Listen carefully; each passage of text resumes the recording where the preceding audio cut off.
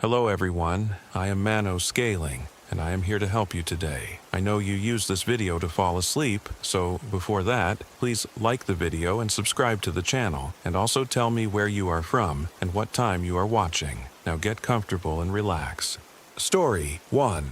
My name is Hannah. I'm 34. The branches at Pisgah National Forest spelled a word I didn't want to read. I should have known something was wrong when Marcus suggested we take the RV to North Carolina in November. My husband wasn't the spontaneous type. He color-coded his sock drawer and kept a spreadsheet of our monthly expenses down to the penny.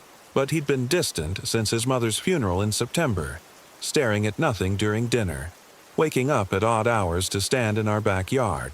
When he showed me the reservation confirmation for Davidson River Campground in Pisgah National Forest, his eyes had that feverish brightness people get when they're running from something they can't name. "We need this," he'd said, his hand trembling slightly as he poured his morning coffee. "Just you and me. Away from everything." I'd agreed because I loved him, because I thought maybe the mountains would smooth whatever jagged thing had lodged itself in his chest. I didn't know then that some places don't smooth.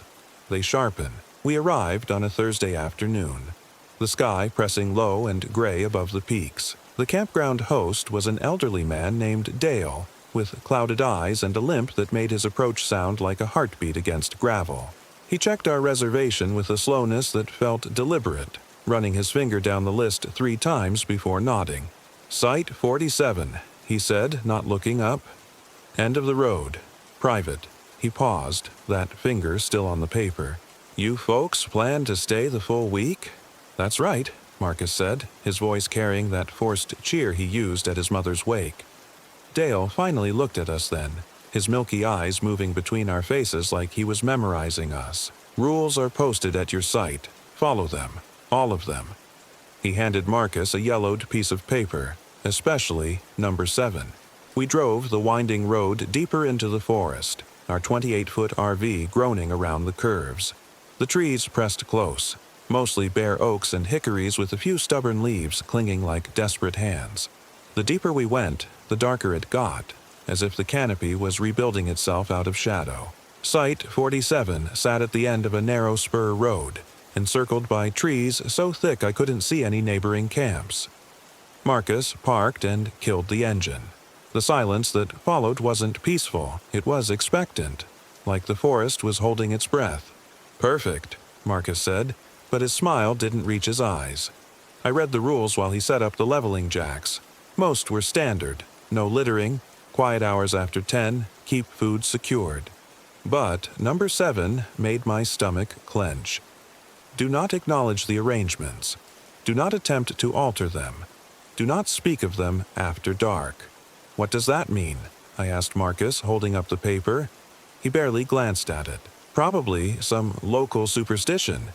You know how these mountain towns are." But his hand shook as he connected the water line. We spent the first evening trying to feel normal. Marcus grilled burgers on the camp stove while I set up our folding chairs. The temperature dropped fast after sunset, our breath steaming in the beam of the string lights Marcus had hung from the awning. We ate in near silence. The only sounds are chewing and the occasional crack of wood in the surrounding forest. That's when I first noticed them. Between 2 oak trees about 30 feet from our site, several fallen branches had arranged themselves in a pattern, not scattered randomly like windfall should be, but deliberate, forming letters. From where I sat, they spelled something, though the angle made it hard to read clearly. "Marcus," I said, pointing. "Look at that." He followed my gaze, then quickly looked away. "Just branches. They're in a pattern. It's random. You're seeing what you want to see." His voice had gone tight. I stood up to get a better angle, but Marcus grabbed my wrist. "Leave it, Hannah. I just want to—" I said leave it. He'd never used that tone with me before, sharp as a slap. He released my wrist immediately, horror flooding his face. "I'm sorry. I'm so sorry. Let's go inside. It's cold." We retreated to the RV, where Marcus poured himself a bourbon and turned on the small TV, flipping channels until he found a cooking show. I sat on the dinette bench, rubbing my wrist, not because it hurt, but because something in his grip had felt wrong. Desperate. I woke at 2:47 a.m. to an empty bed. The sheets on Marcus's side were cold. I found him standing outside in his boxer shorts and undershirt, his bare feet in the frost-stiff grass, staring at the tree line. The battery-powered lantern cast his shadow long and distorted behind him. "Marcus?" My voice sounded too loud in the silence. He didn't turn. "They moved." "What moved?" "Come inside, you'll freeze." "The branches. They spelled my name before. Now they spell something else." My heart began a slow, sick thud. "You saw them spell your name?" "When you were in the bathroom, after dinner. I looked right at them and they said, 'Marcus, clear as anything.' I didn't tell you because of the rule. Number 7. But now," he raised a shaking hand to point. "Now, look what they say." I didn't want to look.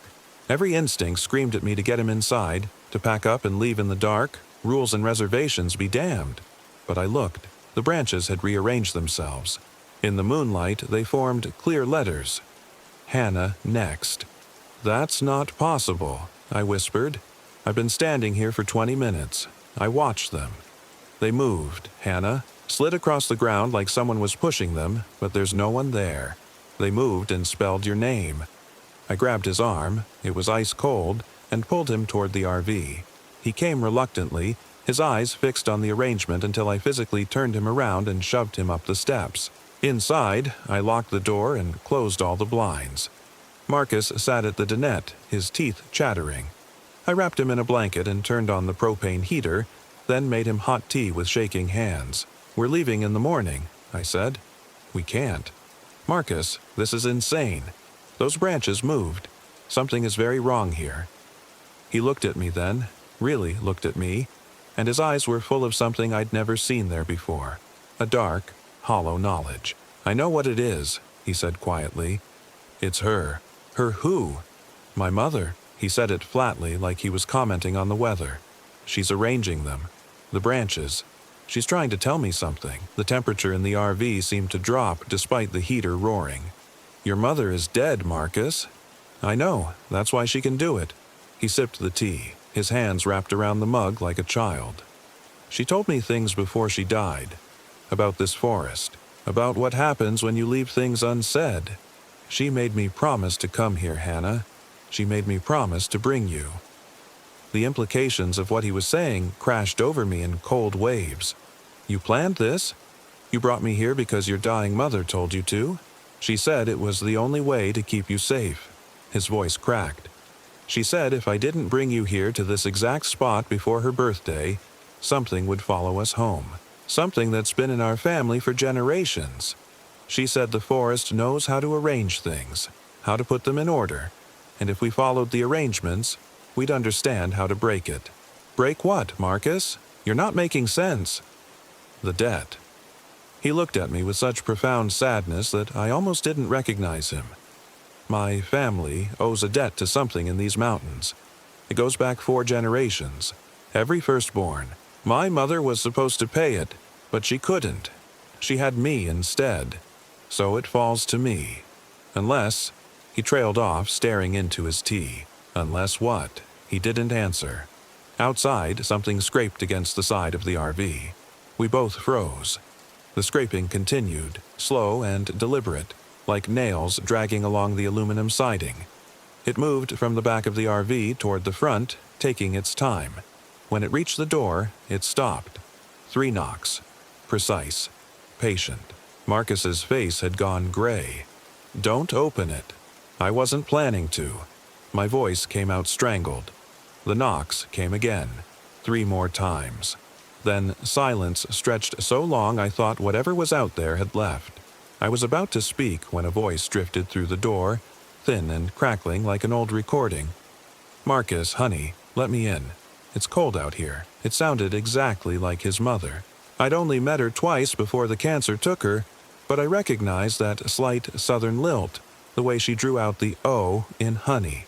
Marcus stood up, the blanket falling from his shoulders. "Don't," I hissed, grabbing his arm. "That's her voice. Your mother is dead and buried in Pennsylvania. That is not her." "But what if..." "No." I pulled him back down. "Whatever is out there, it's not your mother. The voice came again, sharper this time. "Marcus Philip Brennan, you open this door right now. We have arrangements to discuss." Marcus started crying silently, tears streaming down his face. The door handle began to turn. I'd locked it. I was sure I'd locked it. But the handle turned anyway, smooth and slow. I lunged forward and threw my weight against the door just as something pushed from the other side. The force nearly knocked me back, but I braced my feet and held. "Marcus, help me." He just sat there, staring, tears dripping off his chin. Something on the other side of the door began to laugh. His mother's laugh, but wrong, like it was being played backward and forward at the same time. The pressure on the door increased. My feet started to slide on the linoleum. "Marcus, please." He snapped out of it and threw himself against the door beside me. Together, we held it shut while whatever was outside pushed and laughed and scraped its nails against the metal. This went on for what felt like hours but was probably only minutes. Then, abruptly, the pressure stopped. The silence that followed was worse. We stayed pressed against the door, breathing hard. Finally, Marcus whispered, "Is it gone? I don't know." We waited there until dawn began to gray the windows. Only when full daylight filled the RV did we dare to move. Marcus checked the windows while I slowly unlocked the door and eased it open. The campsite looked normal. Morning frost glittered on the grass. Birds sang in the trees.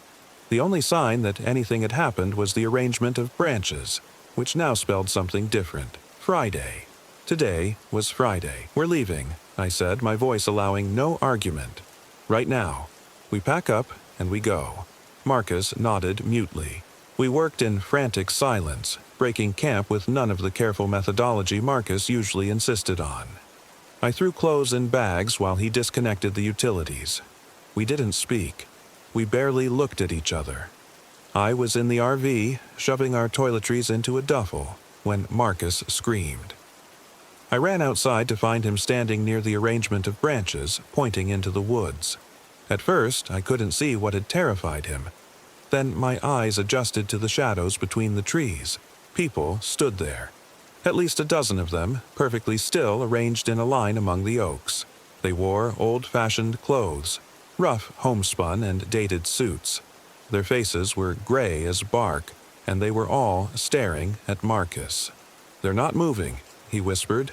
"Why aren't they moving? Get in the RV."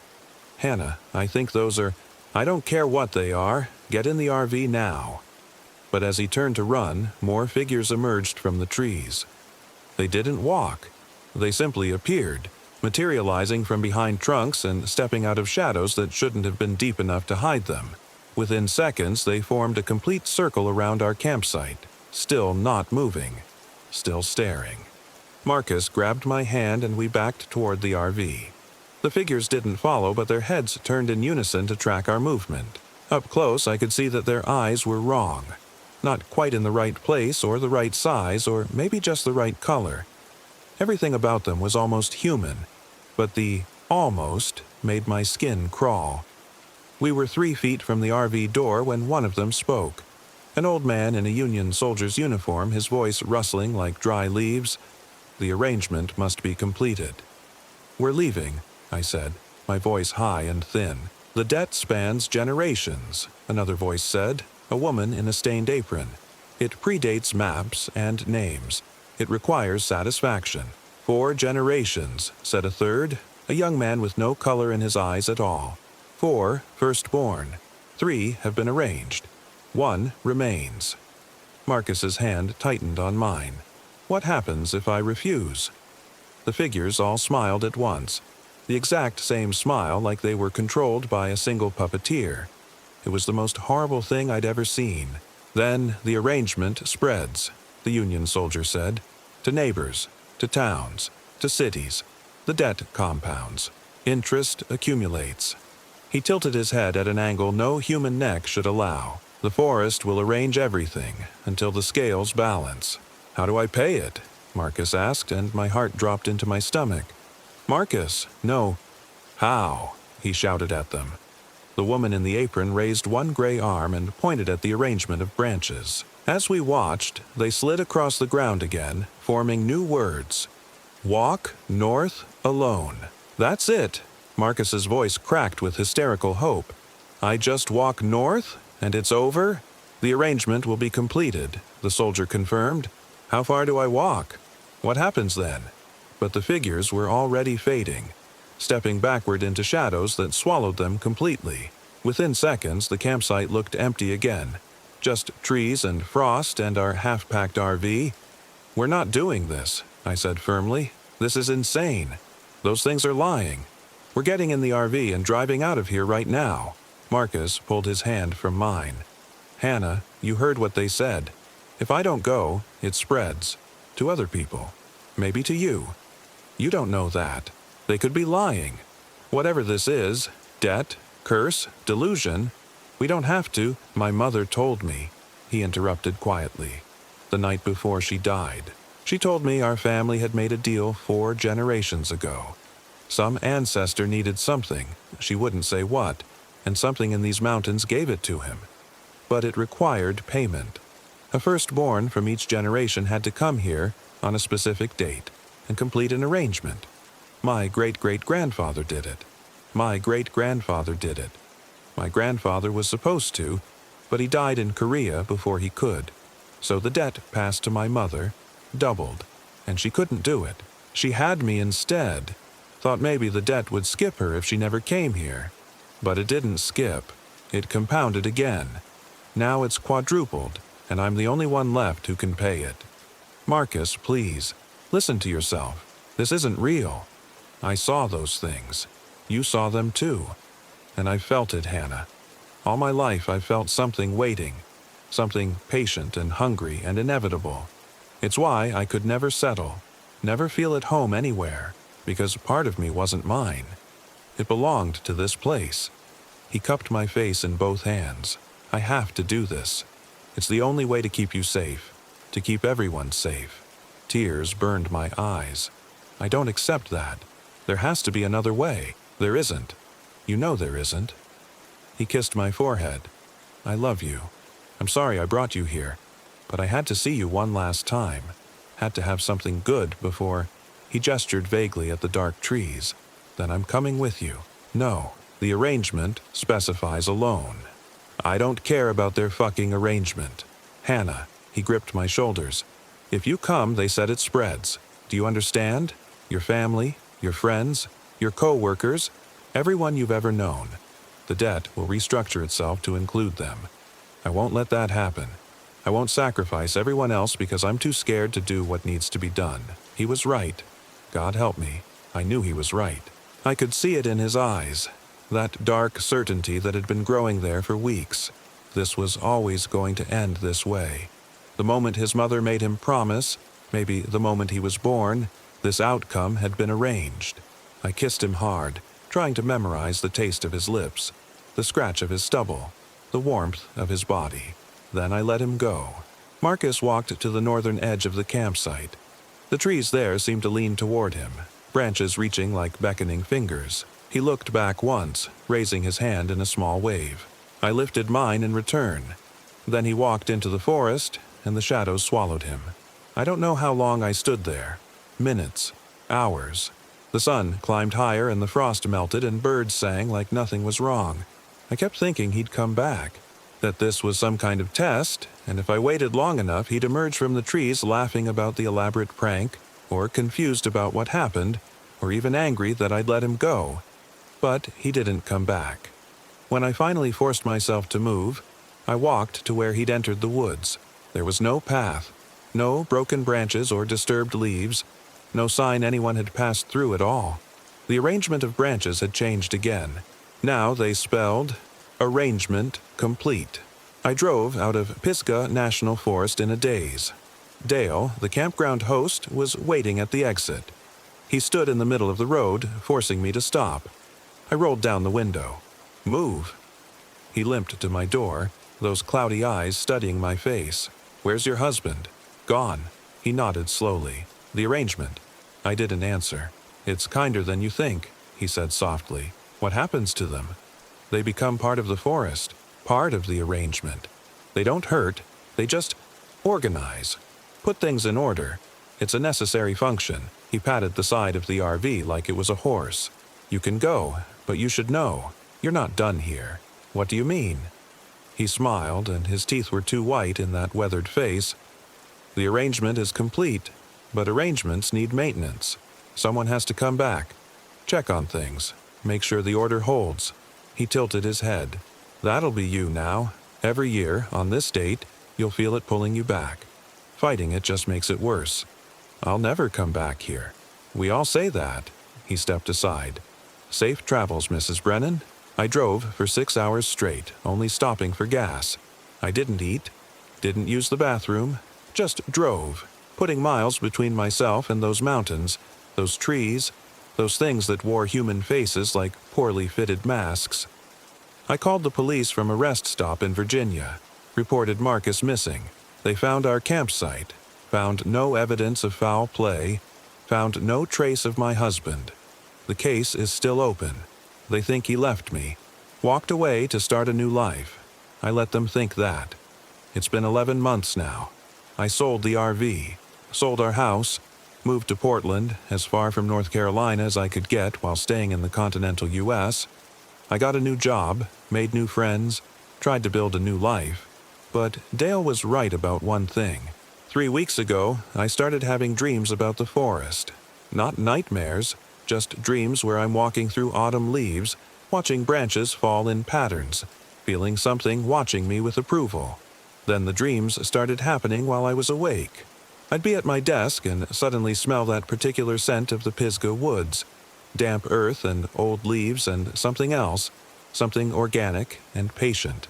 Last week, I found myself looking at flights to Asheville. Yesterday, I called Davidson River Campground and asked about availability for Site 47. The woman on the phone didn't seem surprised.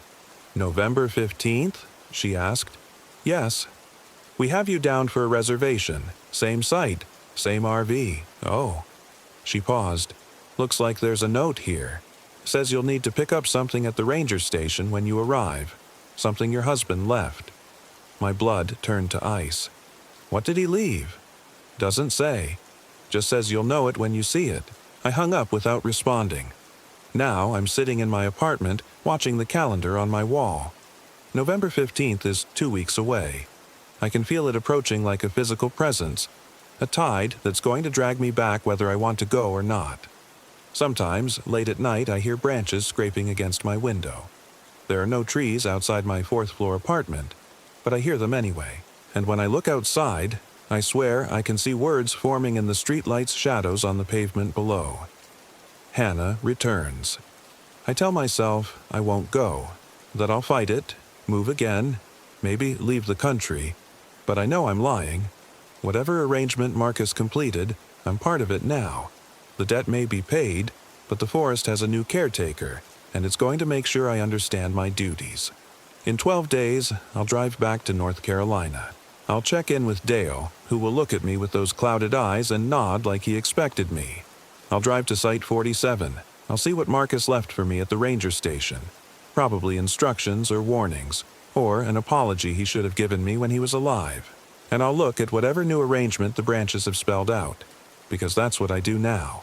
That's what I'll do every November 15th for the rest of my life, or until the debt requires another payment. And then I'll have to decide whether to have children, whether to pass this horror on to another generation, or whether to let it die with me and spread to everyone I've ever loved. The branches will arrange themselves into words I don't want to read, but I'll read them anyway, because that's the arrangement. And arrangements, I've learned, must always be maintained. Story 2. My name is Logan. I'm 34. The first owl at Kisatchie National Forest in central Louisiana spoke my name. I remember thinking how ridiculous that sounded even as I stood there in the dark, my flashlight beam cutting through the Spanish moss that hung like decaying curtains from the longleaf pines. But I heard it, clear as anything. Logan, not a hoot, not some bird cry that my exhausted brain had misinterpreted. My actual name, in something that sounded almost like my dead brother's voice. I'd driven my RV, a 2015 Winnebago that leaked when it rained and had a toilet that barely worked, deep into the Kisatchie backcountry 3 days earlier. The forest sprawls across more than 600,000 acres of central Louisiana, and I'd chosen one of the most remote dispersed camping areas I could find, accessible only by a rutted Forest Service road that had scraped the undercarriage of my RV so badly I was sure I'd find vital fluids leaking when I finally parked. I needed isolation. After the divorce, after losing my job at the petroleum plant in Baton Rouge, after watching my mother's slow death from cancer drain every penny and every ounce of hope I had left, I needed to disappear for a while. The Kisatchie seemed like a good place to do it. The area was known for its brutal summer heat and aggressive wildlife, but it was late October, and I figured the weather would be manageable. I was wrong about a lot of things. The RV sat in a small clearing about 40 yards from Saline Bayou, a dark ribbon of water that moved so slowly it looked almost solid in the fading light. The trees here were ancient, longleaf pines that had somehow survived the logging that had decimated most of Louisiana's old-growth forests. They towered overhead, their canopy so dense that even during the day, the forest floor remained in perpetual twilight. I'd been alone for 3 days, and the solitude had felt good at first, therapeutic. I spent my time reading, drinking too much cheap whiskey, and taking long walks along the deer trails that crisscrossed the area. The forest was loud with life, cicadas, frogs, the occasional splash of something large hitting the water. Normal sounds, comfortable sounds. Then the animals started acting strange. It began on the second night. I was sitting outside in my folding chair staring at the campfire and working through my third beer when I noticed the deer. It stood at the edge of the firelight, maybe 20 feet away, perfectly still, a doe, judging by the lack of antlers. Not unusual, deer were everywhere in Kisatchie, but this one just stood there staring directly at me. I waved my hand. "Shoo, go on." It didn't move, didn't even blink. Just kept staring with those black, reflective eyes. I threw a pine cone at it. The cone hit its flank with a soft thump, and the deer didn't even flinch. That's when my skin started to prickle. In all my years of hunting and camping, I'd never seen a deer ignore a direct hit like that. They spooked if you so much as cracked a twig. "What's wrong with you?" I muttered, standing up. The deer's head tilted slightly, as if considering my question. Then it turned and walked, not bolted, walked, back into the darkness between the trees. I told myself it was sick, chronic wasting disease maybe, or some parasite that affected its behavior. I went to bed and tried to forget about it. But the next morning, I found the deer standing in the exact same spot. I could tell it was the same one because it had a distinctive patch of white fur on its left shoulder. It stood there for 6 hours. I know because I checked my watch repeatedly, unable to look away for long. It just stood there in the morning light staring at my RV, not grazing, not moving, just watching. I tried everything. I banged pots and pans. I shouted. I even got in my truck and revved the engine, thinking the noise would drive it off. Nothing. It stood there like a statue, its sides barely moving with breath, its eyes fixed on my RV's windshield. On me. Around noon, I grabbed my father's old 3006 from the RV.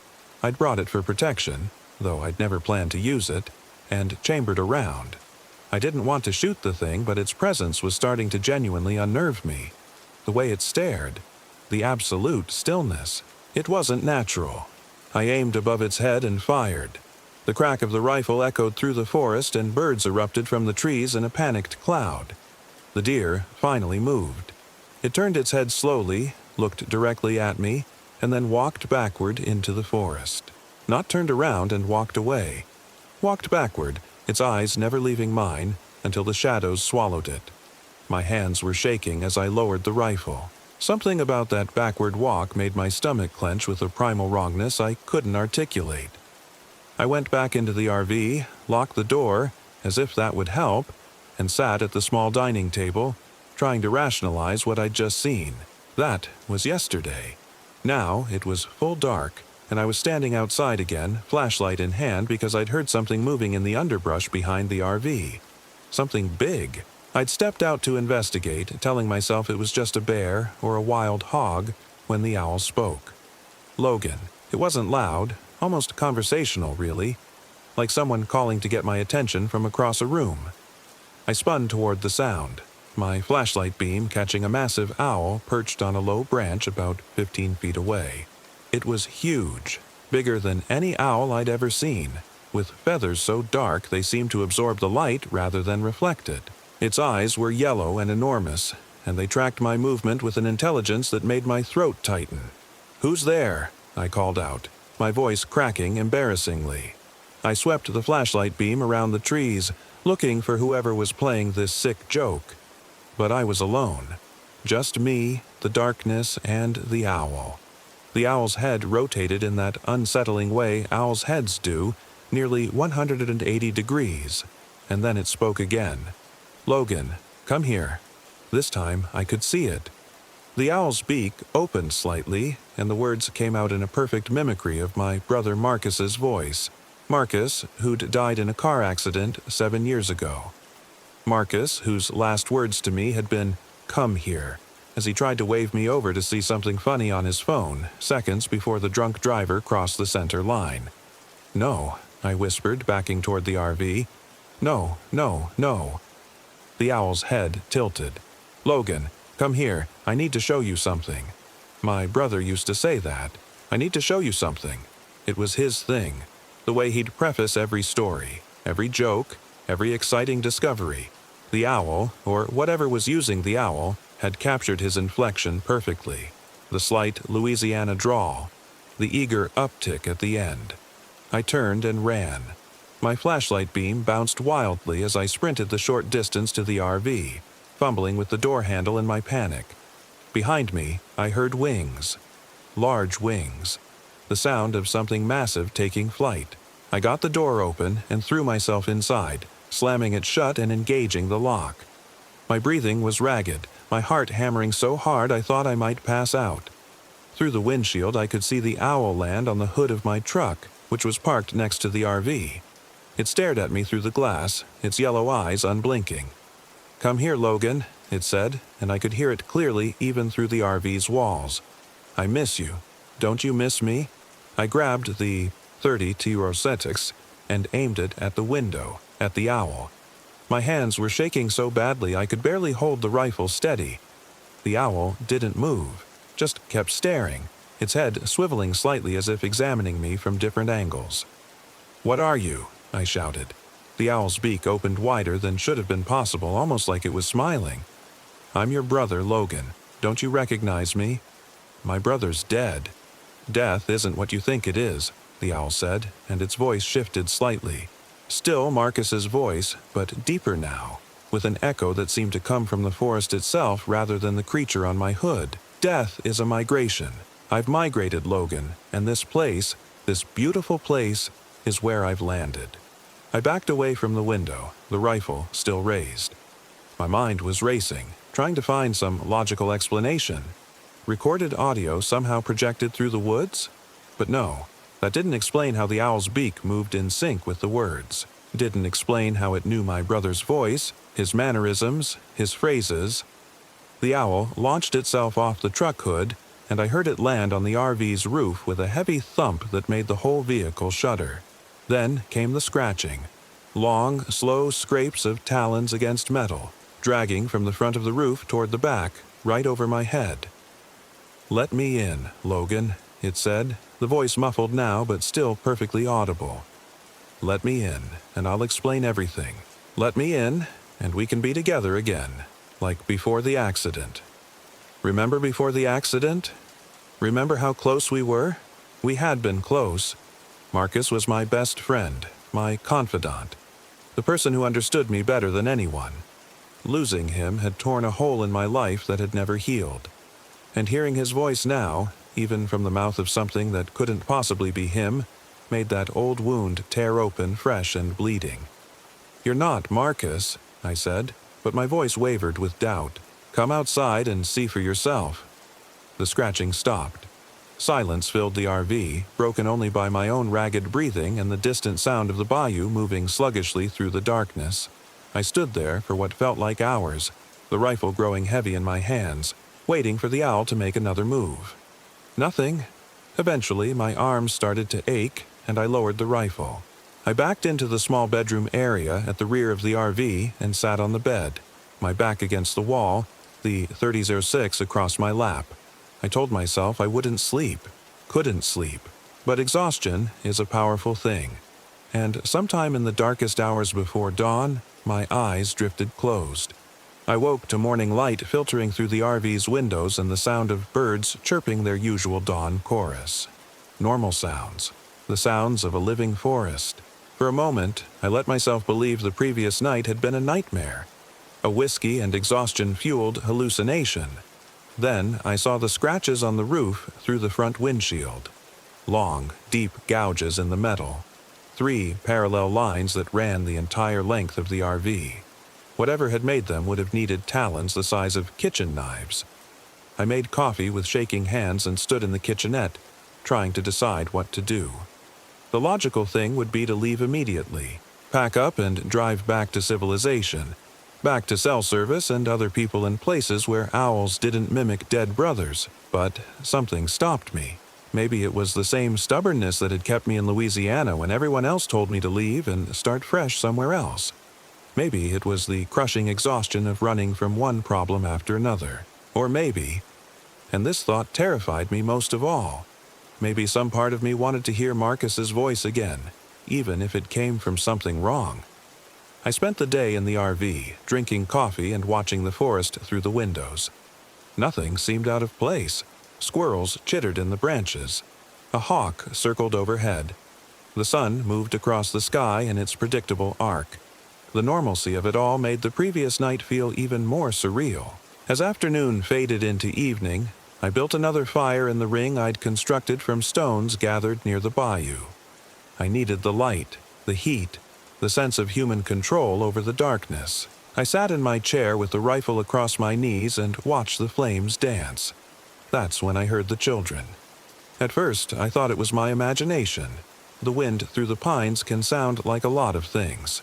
But no, these were definitely voices, high-pitched and playful, laughing and calling to each other somewhere in the forest beyond my campfire's reach.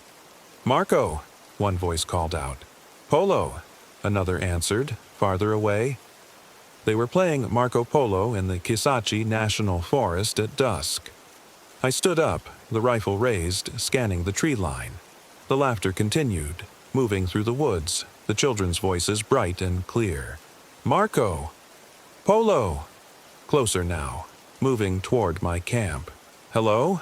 I called out. "Who's there? Are you kids lost?"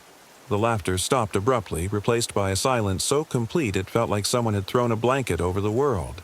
Even the fire seemed to burn quieter. Then came a whisper, so close I felt breath on my ear despite the fact that I was standing alone in the clearing. "We're not lost," the whisper said.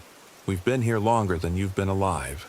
I spun around, the rifle coming up, but there was nothing behind me, just the RV and the darkness beyond the fire's glow. The whisper came again, from a different direction this time.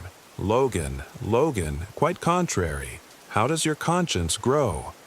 With dead brothers and ruined lives and pretty maids all in a row." Another voice answered in a sing-song cadence, and this one sounded like a little girl, maybe 8 or 9 years old. They were all around me now. I could hear them moving through the underbrush, circling my camp, their footsteps light and quick, but I couldn't see them.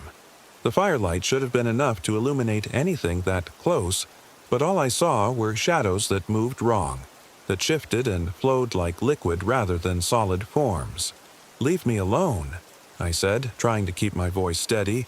"I don't know what you are, but you need to leave me alone." The children laughed again, and this time there was something cruel in it, something that had never belonged in children's laughter. It reminded me of the sound Marcus had made once when we were kids, when he'd pulled the wings off a butterfly just to see what would happen. That same curiosity, devoid of empathy. "Bang!" one of the voices shouted, and I nearly pulled the trigger on the rifle before I realized they were mocking me. "Bang! Bang!" another voice joined in. "Shoot the scary children. Make them go away." "But bullets don't work on memories," a third voice added, this one so close I could smell something wrong. A sweet, rotting smell like fruit left too long in the sun. and bullets don't work on things that were never alive to begin with. I backed toward the RV, keeping the rifle up even though some part of me understood that it was useless. Whatever these things were, they weren't children. Not really. The voices were too precise, too calculated. Real children lost in the woods would be scared, crying for their parents. These things were toying with me. I made it to the RV door and yanked it open, but before I could climb inside, something grabbed my ankle. I looked down and saw a hand, small, pale, with fingers too long and joints that bent the wrong way, reaching out from underneath the RV. It gripped my ankle with surprising strength, the nails digging into my skin even through my jeans. I kicked frantically, and the thing let go with a sound like wind whistling through a hollow tube. I fell backward into the RV, the rifle clattering against the doorframe, and scrambled to pull the door shut. Something pressed against it from outside, keeping it from closing. I threw my weight against the door, and whatever was pushing back finally released. The door slammed shut with a metallic bang. Through the window, I saw them. At least a dozen small figures standing just beyond the firelight.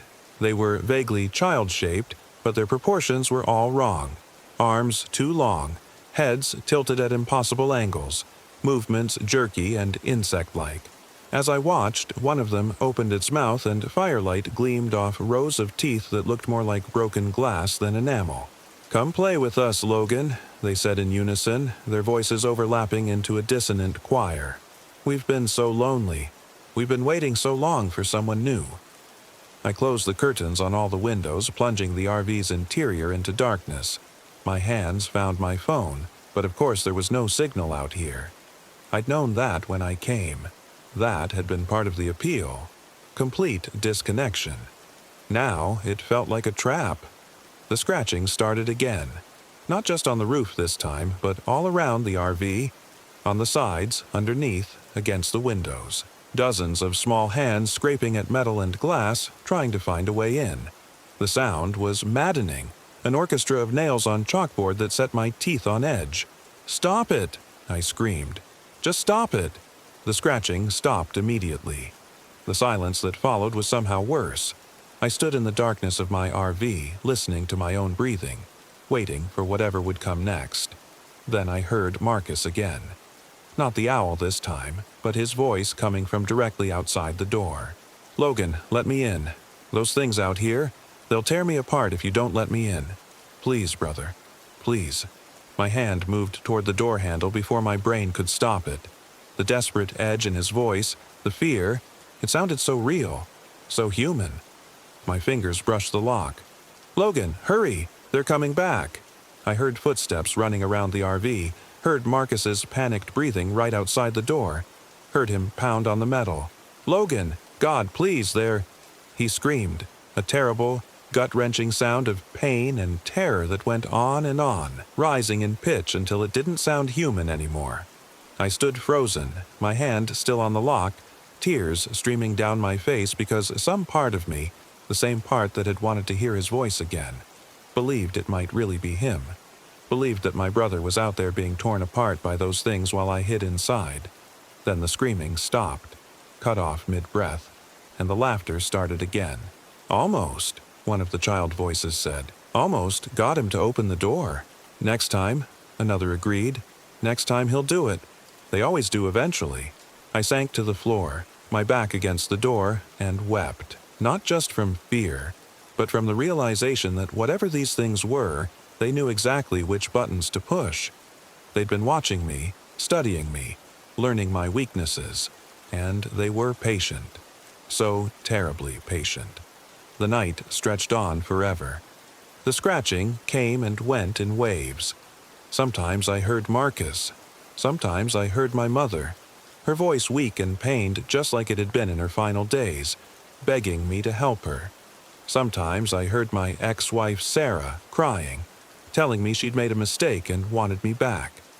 They cycled through everyone I'd ever loved, everyone I'd ever lost, using their voices like fishhooks to try and drag me outside. But I didn't open the door.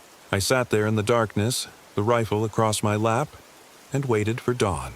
When the morning light finally came, I was exhausted beyond measure, but alive. The scratching had stopped sometime before sunrise, and the forest had returned to its normal sounds. I waited an extra hour, making sure it wasn't a trick before carefully opening the door. The campsite looked normal. My fire had burned down to ash. My chair sat where I'd left it. The forest was green and living and utterly ordinary, except for the marks. The RV's exterior was covered in scratches, thousands of them, overlapping and crisscrossing until the metal looked like it had been attacked with steel wool. And in the dirt around the RV, there were handprints, small ones, pressed into the ground in concentric circles, like dozens of children had danced around my vehicle while I hid inside. I knew I needed to leave. Right then, that moment. But when I tried to start the RV, the engine wouldn't turn over. Dead battery. I tried the truck. Same thing. Both vehicles completely drained, though their batteries had been fine the day before. I stood there in the morning sun, staring at the two useless vehicles, and felt despair settle over me like a weight. I was stuck.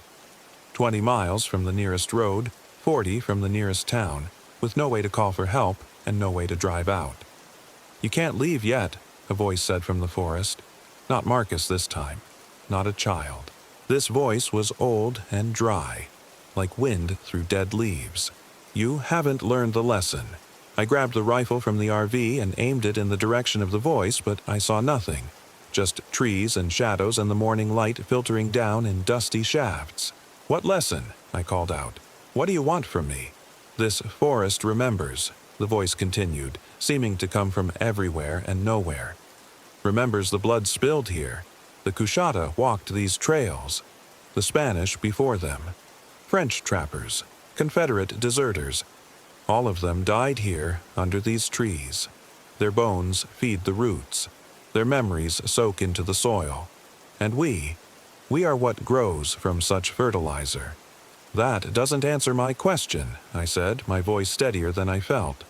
"What do you want from me?" "To understand," the voice said, and now I could see something moving between the trees. A shape. Tall. Too tall. Moving with an awkward, limping gait. "To know what you've done. To confess." The shape stepped into a patch of sunlight, and I saw it clearly for the first time. It might have been human once, or it might have been something that had studied humans and built an approximation. It stood at least 8 feet tall, with arms that hung down past its knees. Its skin was the color of dead leaves, covered in patches of moss and lichen.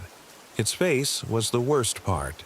It had too many features, like several faces had been melted together, multiple eyes blinking independently. 2 mouths, one above the other, both moving out of sync. "I haven't done anything," I said, though my mind immediately went to all the things I had done. The lies I'd told Sarah, the times I'd stolen prescription pills from my dying mother, the night I'd been too drunk to answer Marcus's call and he'd gone out alone. And that's when the accident happened. "Liar," the thing said with both mouths simultaneously, creating a horrible harmony. "This place sees through lies. The trees here have listened to 10,000 confessions. Murderers who fled here, criminals who thought they could hide, men who came to forget their sins. The forest hears them all.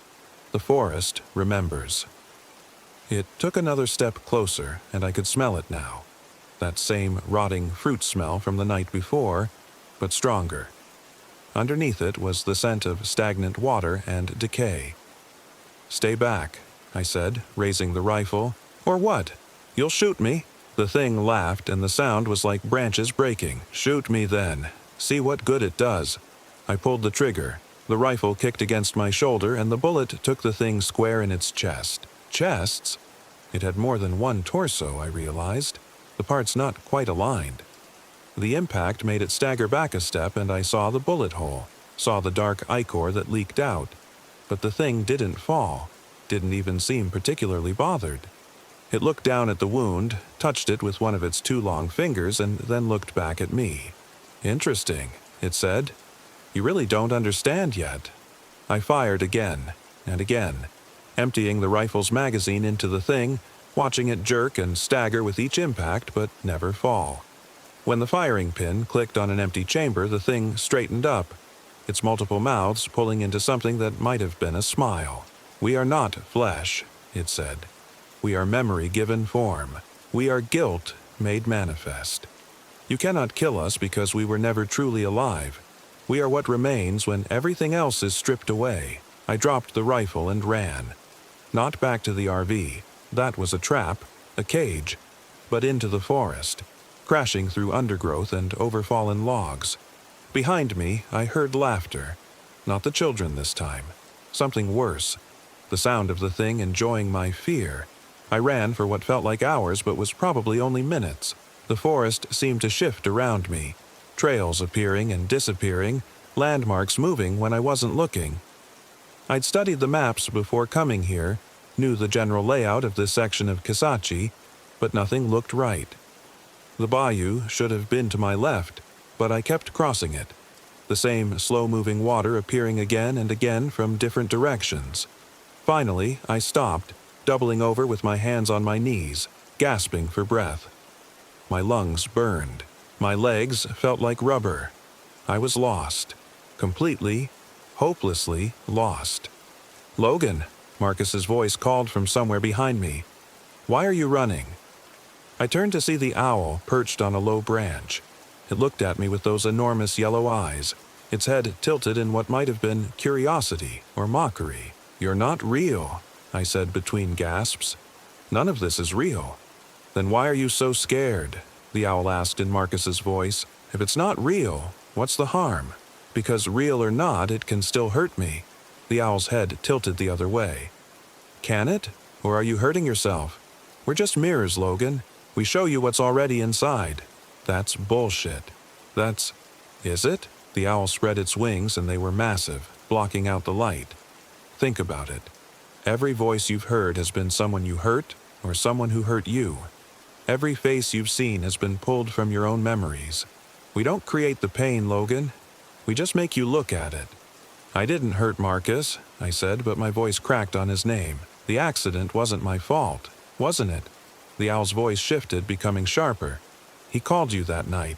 Called you 3 times. You were drunk, and you let it go to voicemail. He wanted a ride home from the bar.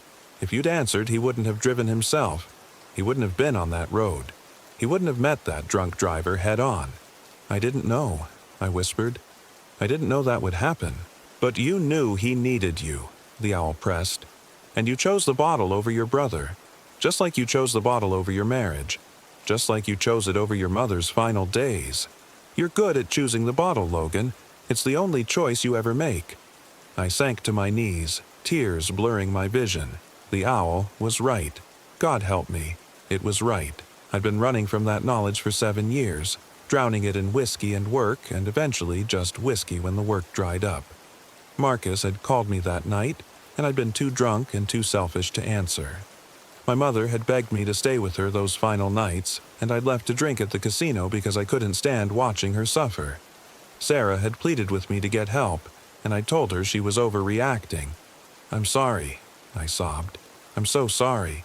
"Sorry isn't enough," the owl said, and now its voice held echoes of all the others. Marcus, my mother, Sarah, even my own voice mixed in. "Sorry doesn't bring back the dead. Sorry doesn't repair what's broken. Sorry is just another word for too late." The forest around me began to change. The trees seemed to lean inward, their branches reaching down like grasping fingers. The ground beneath my knees felt soft, almost liquid, and when I looked down, I saw it was moving, churning, and there were faces in it. Dozens of faces, maybe hundreds, all pressing up against the surface of the earth like it was a membrane they were trying to break through. "Do you see them?" the owl asked. "All the others who came here carrying their guilt, the forest took them in, made them part of itself. Their bodies fed the soil and their memories fed us. They're down there still, Logan, waiting for you to join them." One of the faces pressed particularly close to the surface, and I recognized it. Marcus. My brother's face, slack and pale and dead, his eyes open but unseeing, mouth moving soundlessly under the earth. "No," I said, scrambling backward. "No, no, no." "Yes," the owl said, and it was laughing now. "This is what you came here for, even if you didn't know it. You came to disappear, to escape, and the forest is happy to grant that wish. It's granted it so many times before. The ground beneath me gave way, and I fell.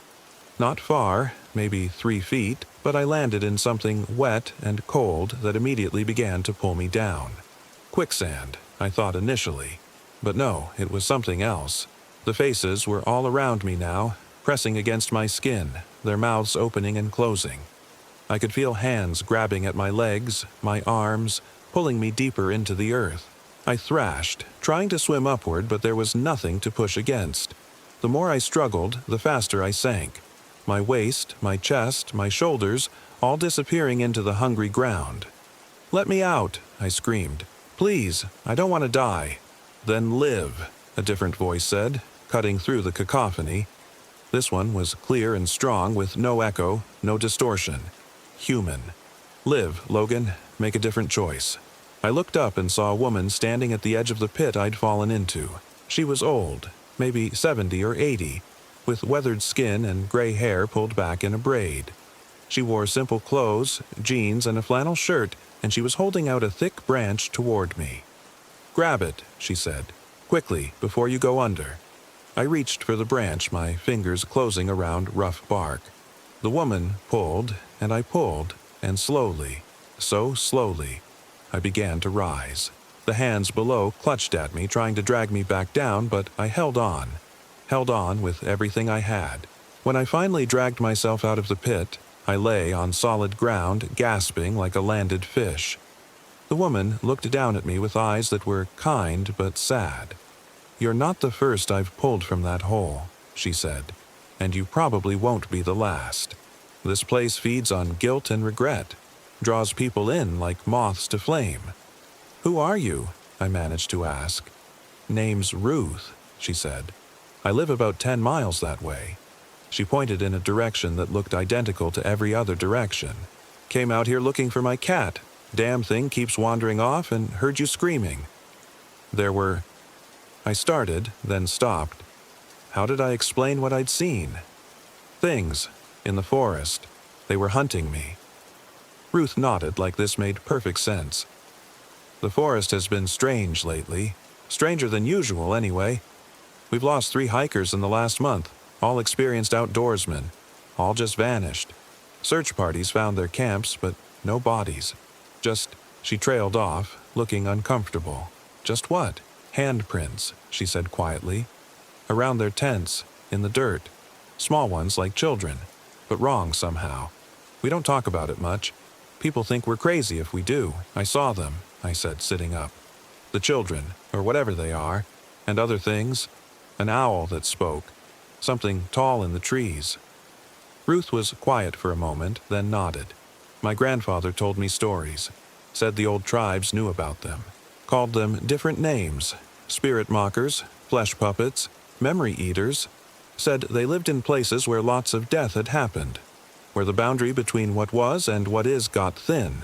Kisachis had its share of death, wars, disease, people vanishing. The forest remembers all of it." "How do I get out of here?" I asked. "My vehicles are dead. I'm miles from anywhere." "You walk," Ruth said simply.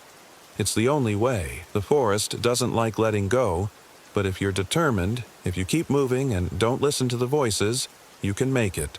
I'll show you the way." We walked for hours. Ruth moved through the forest like she'd been born there, finding trails I never would have seen, avoiding areas that looked normal but that she said were thin places where the boundary was weakest. Several times I heard voices calling my name, Marcus, my mother, Sarah, but Ruth kept me moving. "Don't answer," she said each time. "Don't even acknowledge them. They're not real. Not anymore. Just echoes trying to find something solid to attach to." As the sun began to set, we finally reached a dirt road. A real road, with tire tracks and gravel and a rusty mailbox marking Ruth's property. I'd never been so happy to see civilization, even this remote version of it. "You can stay the night if you need," Ruth offered. "Call someone to come get you in the morning." I should have accepted. Should have spent the night in her cabin, safe and warm, and called for help at first light. But something drew my eyes back toward the forest, back toward where my RV sat. stranded in that clearing by the bayou. I left things there, I said. Important things. Ruth followed my gaze and shook her head. Nothing in there is worth going back for. Trust me on that. My father's rifle, I said. Photos of Marcus, my mother's wedding ring. Things, Ruth repeated. Just things. Your life is worth more. She was right, of course, but I thought about the RV sitting there, about all the small pieces of my past locked inside it, about the fact that I'd run away from yet another problem, left yet another mess behind. And something in me, stubbornness or pride or maybe just exhaustion with running, made me shake my head. I have to go back, I said, just to get a few things, then I'll leave for good. Ruth sighed, her weathered face creasing with worry. I can't stop you, but I can tell you this. If you go back in there, go in daylight. Get what you need and get out fast. Don't stay for nightfall. Whatever you do, don't stay for nightfall. I nodded, though I wasn't sure I believed I could make it back to the RV, gather my things, and hike out before dark. It had taken hours to reach Ruth's property, and the sun was already touching the horizon.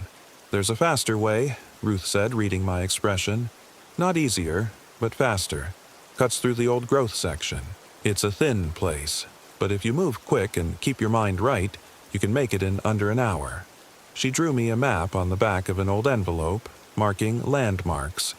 A lightning-split oak, a stream with red clay banks, 3 pines growing from a single root ball. I memorized it as best I could, thanked her, and headed back into the forest.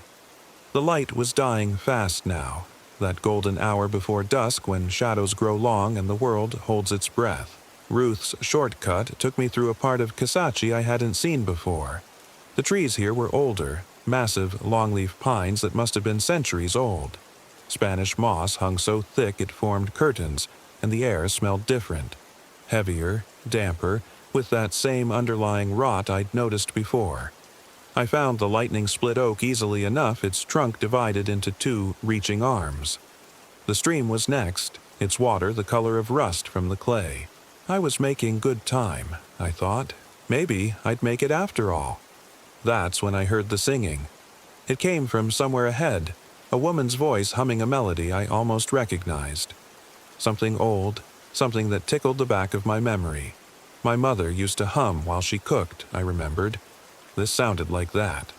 "Mom?" I called out before I could stop myself. The humming stopped. Then came her voice, clear as day. "Logan, baby, is that you?" My feet moved toward the sound without conscious thought. I knew it wasn't real. Ruth had warned me. The owl had explained it. These were just echoes, just memories made manifest by whatever strange force inhabited these woods. But hearing my mother's voice, God, it had been almost a year since she died, and I'd have given anything to hear her voice again. I found her in a small clearing, standing with her back to me. She wore the blue dress she'd been buried in. Her hair was gray and thin from the chemo, just like it had been at the end. "Mom," I whispered. She turned, and her face was exactly as I remembered. The lines around her eyes from years of smiling, the slight crookedness of her nose from when she'd broken it as a child. But her eyes were wrong. Too bright, too aware, like something was looking at me through them. "I've missed you so much," she said, opening her arms. "Come give your mother a hug." I took a step forward, then stopped. "You're not real. Does it matter?" she asked, and her voice was so gentle, so understanding. "Real or not, I'm here. And you need this, don't you? You need to tell me you're sorry. You need forgiveness." She was right. I did need that. Desperately. I'd never gotten to apologize properly, never gotten to explain why I'd stayed away so much during her final days. The guilt had been eating at me like acid. "I'm sorry," I said, my voice breaking. "I'm so sorry I wasn't there more. I'm sorry I was too drunk to help you. I'm sorry for everything." My mother smiled, and for just a moment, I could believe it was really her. "I know, baby, I know, and I forgive you. I forgive everything." The words were like a weight lifting off my chest. I felt tears streaming down my face, felt something inside me that had been clenched tight for months finally beginning to relax. "Come here," she said again, reaching for me. "Let me hold you one more time." I took another step forward. Her arms were almost around me when I saw her shadow. It was all wrong. Too many limbs, angles that didn't match her body, and her reflection in a puddle at her feet showed something else entirely. The tall, malformed thing I'd seen that morning, wearing my mother's face like a mask. I jerked back. No, the thing wearing my mother's face tilted its head. No? You're not her. You're using her. Using my guilt. But the forgiveness was real, it said, my mother's voice distorting now, harmonizing with something deeper. Didn't that feel good? Wouldn't you like to feel that way forever? Stay here. Join us. Let the forest take your pain away. By taking everything else too, I said, backing away. That's the trick, isn't it? You offer peace, but the price is everything I am. The thing smiled, and my mother's face stretched wrong. Everyone pays eventually. You're just paying now instead of later. Dying by inches out there in your lonely life, drinking yourself to death, carrying guilt that will never go away, or dying here, quickly, feeding something greater than yourself. Which sounds better? Put like that, it almost made sense. What did I have to go back to? No job, no family, no purpose. Just an empty apartment and an empty bottle and the slow spiral down. I don't know, I admitted. Then stay, it said, reaching for me again. Just for a while, see how it feels. You can always leave later. I knew that was a lie. If I stayed, if I let it touch me, I'd end up like those faces under the earth, trapped forever, feeding the forest's hunger. But God, I was tired. So tired of running, of fighting, of carrying the weight of my failures. My mother's face smiled at me with infinite patience. It's okay, baby. You can rest now. You've earned it. I almost took her hand. Almost. But then I heard Ruth's voice in my head. Your life is worth more. And I thought about Marcus, the real Marcus, not the echo, and how he'd want me to fight, to live, to be better than I'd been. No, I said again, more firmly this time. I'm leaving, the thing's face twisted, my mother's features contorting into rage. You ungrateful little shit, it hissed, and the voice was still hers but corrupted, venomous. After everything I sacrificed for you, after I died taking care of you, and you can't even give me this one thing?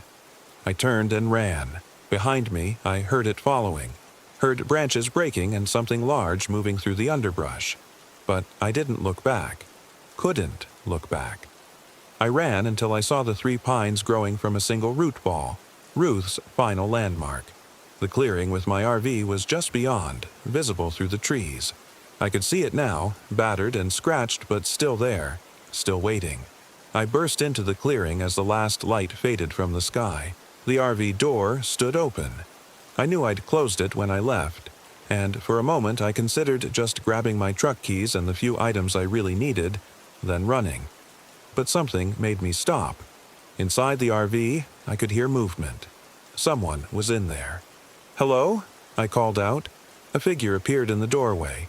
At first, I thought it was Ruth, somehow having beaten me here, but no. This person was younger, mid-30s, and as they stepped into the fading light, I felt my blood turn to ice. It was me. Not a reflection, not a shadow. Another version of me, identical in every way, down to the tear in my jacket sleeve and the scar on my left hand from a fishing accident 10 years ago.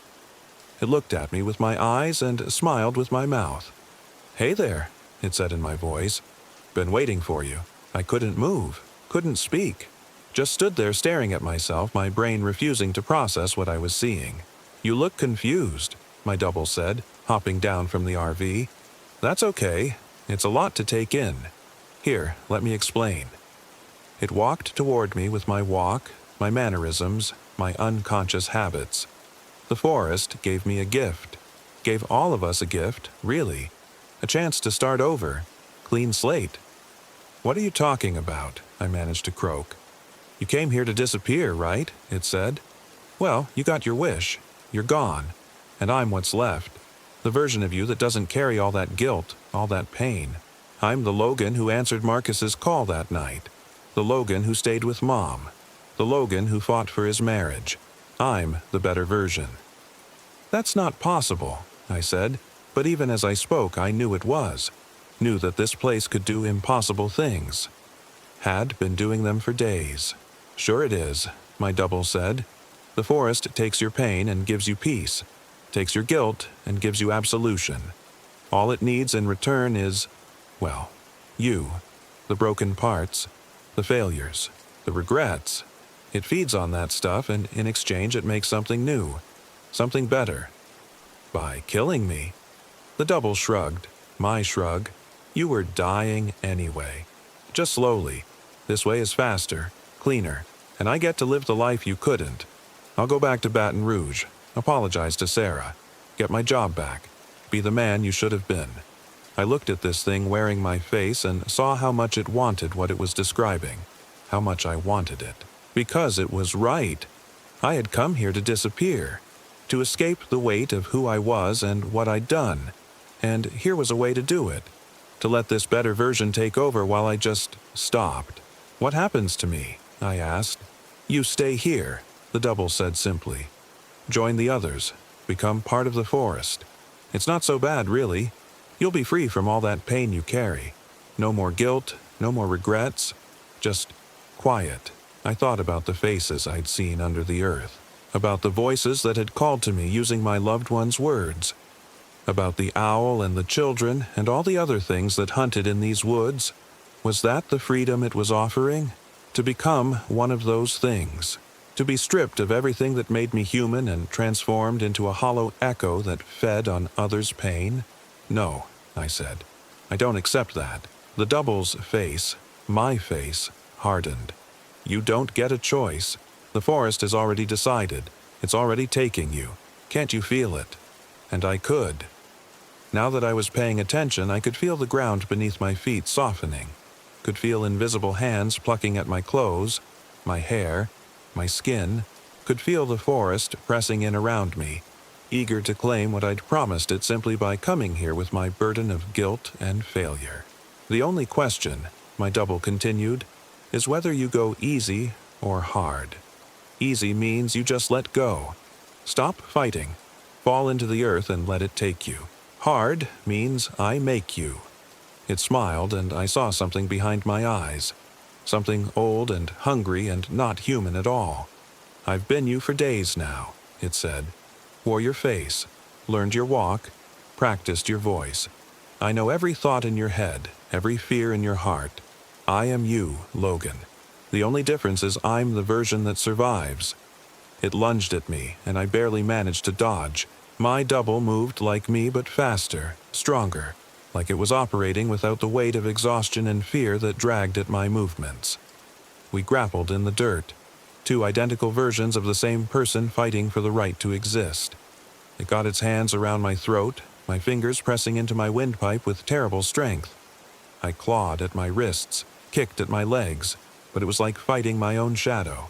Every move I thought of, it anticipated. Just let go, it hissed, and its breath smelled like rot. Let go, and this all stops. My vision was darkening, black spots dancing at the edges. I was going to die here, strangled by my own hands, and some twisted version of me would walk out of this forest and live my life. The wrongness of that thought gave me a final surge of strength. I stopped trying to pull its hands away from my throat and instead drove my thumbs into its eyes. It screamed, a sound no human throat should make, and loosened its grip. I shoved it off me and scrambled backward, gasping for air. My double rose to its feet, and I saw its face was changing now. The pretense was dropping away. Its skin rippled like water, and underneath I glimpsed something else, pale and eyeless and ancient. But it kept trying to hold my shape, kept trying to maintain the illusion even as it fell apart. You're dying, I said, my voice raspy from being choked. Not me. You. Whatever you are, you can't hold that form. Can't be me. I can, it shrieked, and its voice was layered now, mine and something else underneath. I'm better than you. I deserve this life. Maybe you do, I admitted. Maybe you would be better than me. But you're not me. You're just another hungry thing in these woods, trying to fill itself up with someone else's life. I didn't wait to see what it would do next. I ran to the RV, dove inside, and slammed the door behind me. My double threw itself against the metal, pounding and screaming, its voice cycling through everyone I'd ever known. Marcus, Mom, Sarah, Ruth, and finally settling back on my own voice, but wrong, corrupted. Let me in. Let me in. I need this. I need to live. I ignored it and grabbed what I'd come for. My father's rifle, the small box of photos, my mother's ring. Then I noticed something else. My keys were still in the ignition. I turned them experimentally, not expecting anything, but the engine coughed and turned over. The battery was working. The thing outside had lied about the batteries being dead. Or maybe they'd been dead, and now they weren't. Maybe the forest was done playing with me, ready to let me go now that I'd refused its final offer. I didn't question it. Just put the RV in gear and drove, crashing through the underbrush toward where I remembered the Forest Service road being. Behind me, my double chased, running alongside the RV with impossible speed, slamming its fists against the metal. "You can't leave," it screamed. "You promised. You came here to disappear." "I changed my mind," I shouted back. The RV bounced over roots and rocks, branches scraping along its sides, adding to the scratches that already covered it. I could barely see in the darkness, but I kept going, kept pushing forward. And then I saw it. The Forest Service road, just ahead. As I reached it, my double made one final leap, landing on the RV's hood. It pressed its face against the windshield, and I could see it clearly now. The illusion completely shattered. It wasn't me anymore. Wasn't anything human. Just a pale, shifting mass with too many mouths and too many eyes, all of them fixed on me with pure hatred. "The forest doesn't forget," it hissed, and its voice came from everywhere, from the trees themselves. "You can leave, but it remembers. It knows your guilt, your pain. And one day, you'll come back. They always come back." I hit the gas, and the thing tumbled off the hood, disappearing into the darkness behind me. I drove faster than was safe on that rutted road, pushing the RV to its limits, not stopping until I reached pavement. Real pavement, smooth and solid, with painted lines and road signs pointing toward civilization. I drove all night, only stopping when I reached a gas station outside of Alexandria as dawn was breaking. I filled up the tank with shaking hands, bought coffee I couldn't taste, and stood in the parking lot watching the sun come up. A family was loading up their SUV at the next pump. Mom, Dad, 2 kids. Normal people doing normal things, living normal lives. They didn't know what was out there in those woods. Didn't know what waited in the dark places, feeding on guilt and regret and offering false absolution. I pulled out my phone. Still no signal from the deep woods, but here, bars appeared. I scrolled through my contacts, stopped on Sarah's name. I deleted it and re-added it a dozen times over the past year, never quite able to let go. My thumb hovered over the call button. The thing in the woods had been right about one thing. I couldn't change the past. Couldn't bring Marcus back or give my mother more time or undo the hurt I'd caused. But maybe I didn't have to keep living in that past. Maybe refusing to let the forest take me was the first step towards something different. I put the phone away without calling. Not yet. First, I needed to get clean. Really clean. Find a meeting, find a sponsor, find a way to live with what I'd done without letting it consume me. Sarah deserved better than a phone call from someone who was still the same broken person she'd left. But someday, maybe someday, I got back in the RV and drove toward Baton Rouge. In the rearview mirror, I could see the Kisatchie National Forest receding behind me, dark and vast and patient. And I knew the thing had been right about something else too. The forest didn't forget. Part of me would always be back there, in that clearing by the bayou, struggling with my guilt and my ghosts. But I wasn't going to let that part win. Not today. The scratches on the RV's exterior caught the morning light as I drove. Thousands of tiny scars from tiny hands. I'd have to explain those somehow, along with the dead battery I'd need to replace in my truck, along with the week-long absence from my life. But those were tomorrow's problems. Today, I'd survived. And that was enough. 3 weeks later, I was sitting in a church basement at an AA meeting when I heard about the disappearances. 4 hikers all reported missing in the Kisachi National Forest within a week of each other. Search parties had found their camps, but no bodies, just handprints in the dirt. Small ones. I thought about calling someone, warning them somehow. But what would I say? That the forest was hungry? That there were things in those woods that wore familiar faces and offered peace at a terrible price? They'd think I was crazy. Maybe I was. Instead, I went home to my apartment, cleaned up now, the bottles thrown away, the photos of Marcus and Mom arranged on a shelf where I could see them, and I sat down at my laptop. I started writing. Not for publication, not to convince anyone of anything, just to remember. To document what had happened before the forest could take even that away from me, because the thing had been right about one more thing. The forest remembered, and that meant I had to remember too. Had to keep the memory sharp and clear and painful, because pain meant I was still alive, still human, still capable of feeling something other than the empty peace the forest had offered. My phone rang, Sarah's name on the screen. We'd been talking again, carefully, slowly, with no promises and no expectations. Just two people who'd once meant something to each other, trying to find their way back to something that might eventually resemble friendship. "Hey," I said, answering. "Hey yourself," she replied. "You still sober?" 32 days. "That's good. That's really good, Logan." We talked for an hour about nothing important. Her job, my search for work, the weather, small talk that felt like the most significant conversation I'd had in years because it was real. No ghosts, no echoes. Just two broken people trying to be a little less broken. After we hung up, I went back to my writing. I wrote about the deer that stared for 6 hours, about the owl that spoke my name, about the children that weren't children, and the double that wore my face. I wrote until my hands cramped and my eyes burned, getting it all down before it could fade. Because I knew it would fade. Memory was like that. The sharp edges would dull, the terror would become more abstract, and eventually I'd start to doubt it had really happened at all. The scratches on the RV would get explained away as damage from the rough roads. The missing days would become just another blackout. Another lost weekend in a series of lost weekends. But for now, tonight, it was still real. The forest was still out there, still hungry, still waiting. And I was here. Alive and sober and scared and grateful all at once. I saved the document and titled it Kisachi. Then I opened a new document and started writing again. This time, a different kind of letter. An apology to Marcus that he'd never read, but that I needed to write anyway. An acknowledgement of my failures that wasn't about seeking forgiveness, but about accepting responsibility. The forest had wanted to take my guilt away, to absolve me by erasing me.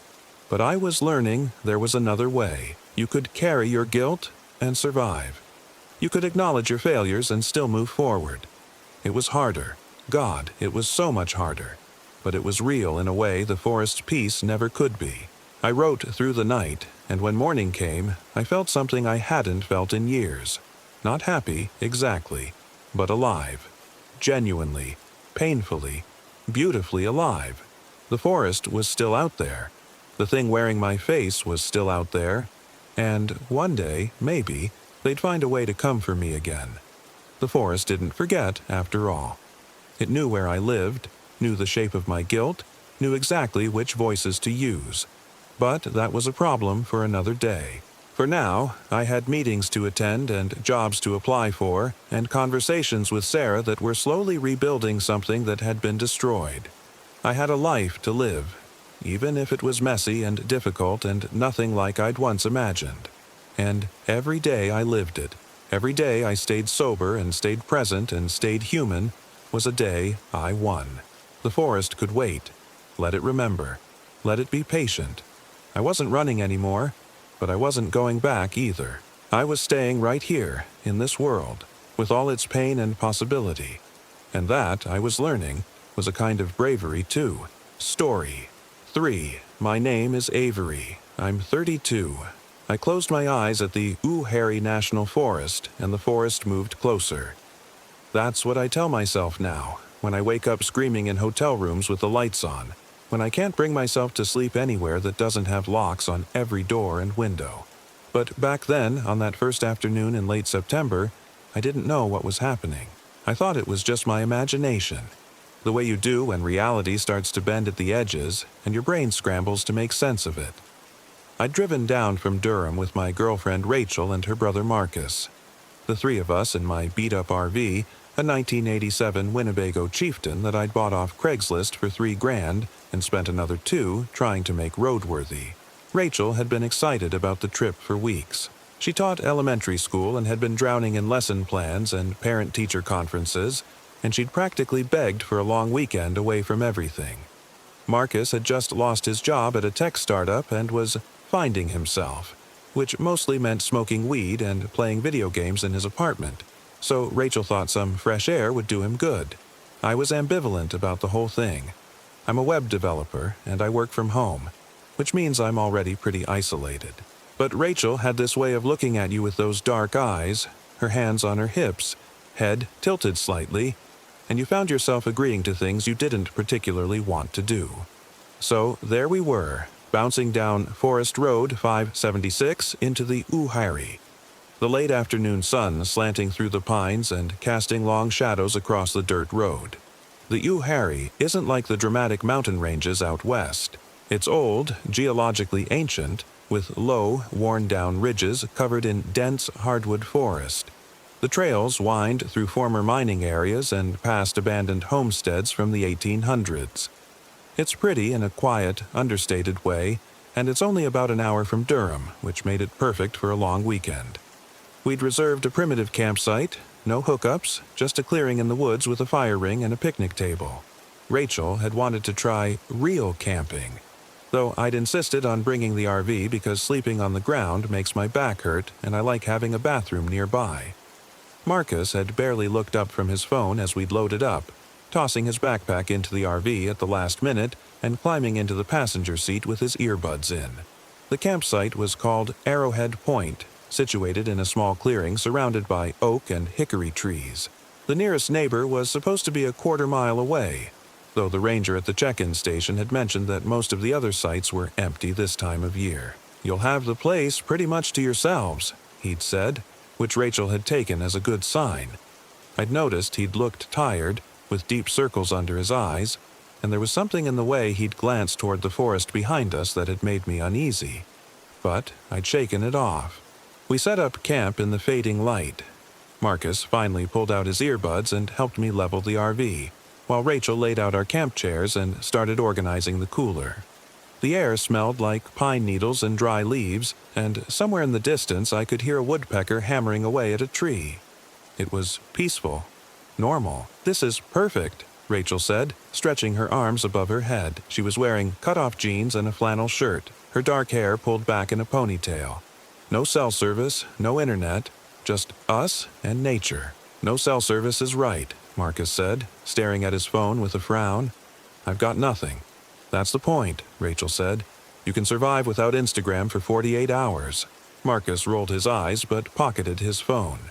He was 26, thin and angular, with the same dark hair as his sister, but lighter eyes, almost gray. He'd been quiet on the drive down, and I got the sense he wasn't thrilled about being dragged along on his sister's camping trip. But Rachel had insisted, and Marcus rarely said no to her. We made a fire as the sun went down, cooking hot dogs and drinking beers while the darkness settled in around us.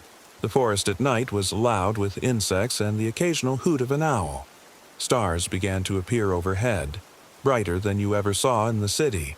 Rachel leaned against me, her head on my shoulder, and for a while everything felt right. "I'm going to take a walk," Marcus announced suddenly, standing up and brushing off his jeans. "Now?" I asked.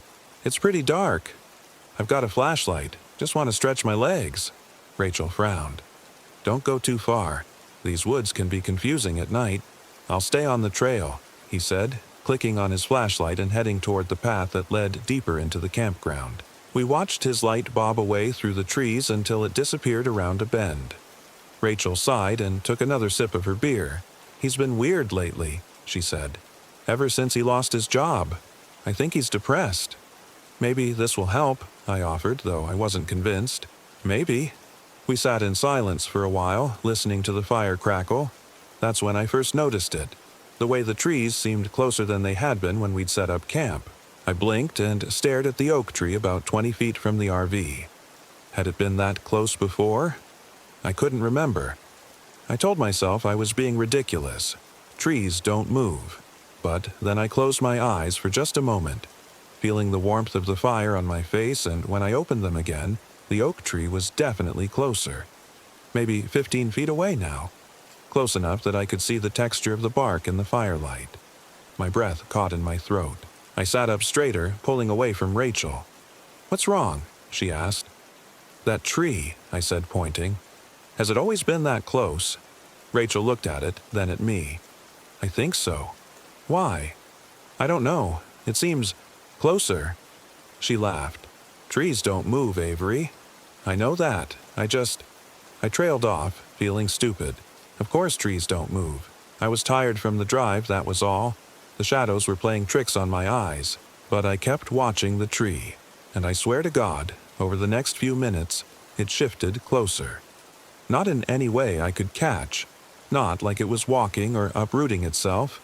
But every time I blinked, every time I glanced away and then looked back, it was a little nearer. A foot closer, then another foot, then another. "Rachel," I said quietly, "look at the tree. Just watch it for a minute." She indulged me, staring at the oak. We sat there in silence, the fire crackling between us. I didn't blink. I kept my eyes locked on the trunk, looking for any sign of movement. And then Rachel's phone buzzed in her pocket. She'd forgotten to turn it off before we lost service, and we both glanced down for just a second. When I looked back up, the tree was close enough to touch. Rachel saw it too. Her beer bottle slipped from her hand and shattered on the ground. We both scrambled backward, knocking over our camp chairs. "What the fuck?" Rachel whispered. The tree stood there, silent and still, its lowest branches now extending over the RV's roof. In the firelight, I could see faces in the bark, not carved, but naturally formed by the whorls and knots in the wood. They looked like they were screaming. "We need to get Marcus," I said, my voice shaking. "We need to leave." Rachel nodded, unable to take her eyes off the tree. I grabbed my flashlight and we headed toward the trail where Marcus had disappeared. The beam of my light swept across the clearing, and I realized with growing horror that all the trees had moved closer. The clearing that had been maybe 50 feet across was now barely 20 feet. The forest had crept in while we weren't looking, silent and patient, and now it surrounded us like a noose. "Marcus!" Rachel called out, her voice high and tight with panic. "Marcus, we need to go." No answer, just the endless chirp of crickets and the rustle of leaves overhead. We hurried down the trail, our flashlights bouncing wildly. The path was narrower than I remembered. Had it been this tight before? Branches scraped against my arms and caught in my hair. Rachel was ahead of me, calling for her brother, her voice getting more desperate with each shout. And then we found his flashlight, lying in the middle of the trail, still on. The beam pointed off into the trees, illuminating nothing but darkness and tree trunks. "Marcus!" Rachel screamed. I picked up the flashlight, my hands trembling. There was no sign of a struggle, no indication of which direction he'd gone. The trail continued ahead, winding deeper into the forest, but something told me he wasn't on the trail anymore. "We should go back to the RV," I said. "We can drive out to the ranger station, get help." "I'm not leaving without my brother," Rachel snapped. "Rachel, something is really wrong here. The trees, they're... I don't care about the fucking trees. We have to find Marcus." She pushed past me and continued down the trail. I had no choice but to follow. We walked for what felt like hours but was probably only 20 minutes, calling Marcus's name until our voices were hoarse. The trail twisted and turned, and I gradually realized I had no idea where we were. Nothing looked familiar. The trees all looked the same. Dark trunks, gnarled branches, those horrible faces in the bark that seemed to watch us as we passed. Finally, Rachel stopped. She was crying now, silent tears streaming down her face. "Where is he?" she whispered. "Where did he go?" "I don't know. But we need to go back. We need to..." A sound cut me off. a branch snapping somewhere off to our left. We both froze, our lights swinging toward the noise. "Marcus!" Rachel called hopefully. Another snap, closer this time. And then footsteps. Slow, deliberate footsteps crunching through the underbrush. A figure emerged from the darkness, and for a moment my heart leaped with relief. But it wasn't Marcus. It looked like Marcus. It had his height, his build, his dark hair and gray eyes. It was even wearing his clothes, the same black t-shirt and jeans he'd had on when he left camp. But something was wrong. The smile was too wide, stretching his face in a way that looked painful. His eyes didn't blink. And his movements were stiff, jerky, like a puppet being controlled by someone who didn't quite understand how human bodies worked. "Hey guys," it said in Marcus's voice, but the cadence was wrong. The words spaced out too evenly. "What are you doing out here?" Rachel started toward him, but I grabbed her arm, holding her back. "That's not him," I whispered. "What are you talking about?" "Marcus, where did you go?" We were so worried. "I just went for a walk," the Marcus thing said. Its smile never wavered. "I'm fine. Let's go back to camp." It started walking past us, back toward the RV, moving in that strange mechanical way. Rachel tried to follow, but I kept my grip on her arm. "Rachel, look at him. Really look at him." She did, and I saw the moment she realized. The color drained from her face.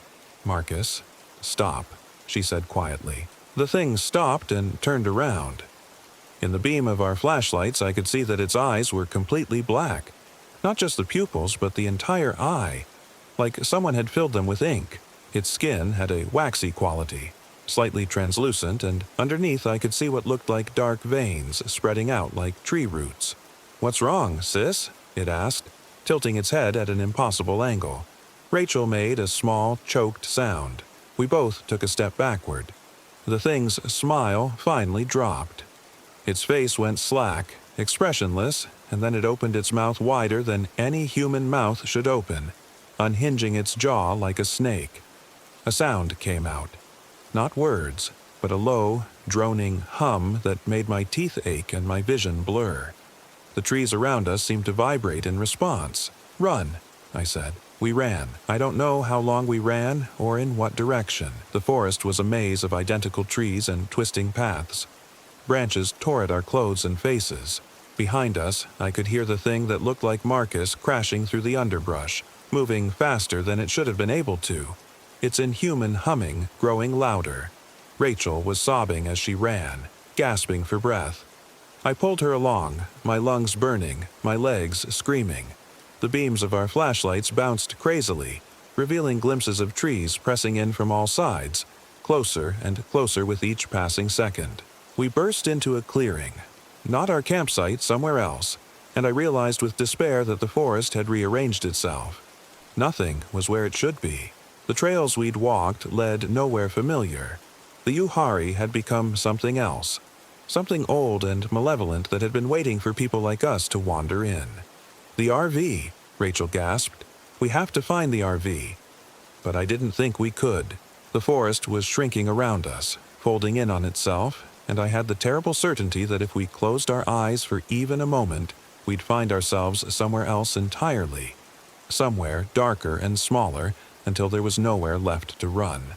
The humming had stopped. The forest was silent except for our ragged breathing. We stood back to back in the clearing, our flashlights sweeping across the trees. "Do you see it?" Rachel whispered. "No. Maybe it—" Something dropped from the trees above us.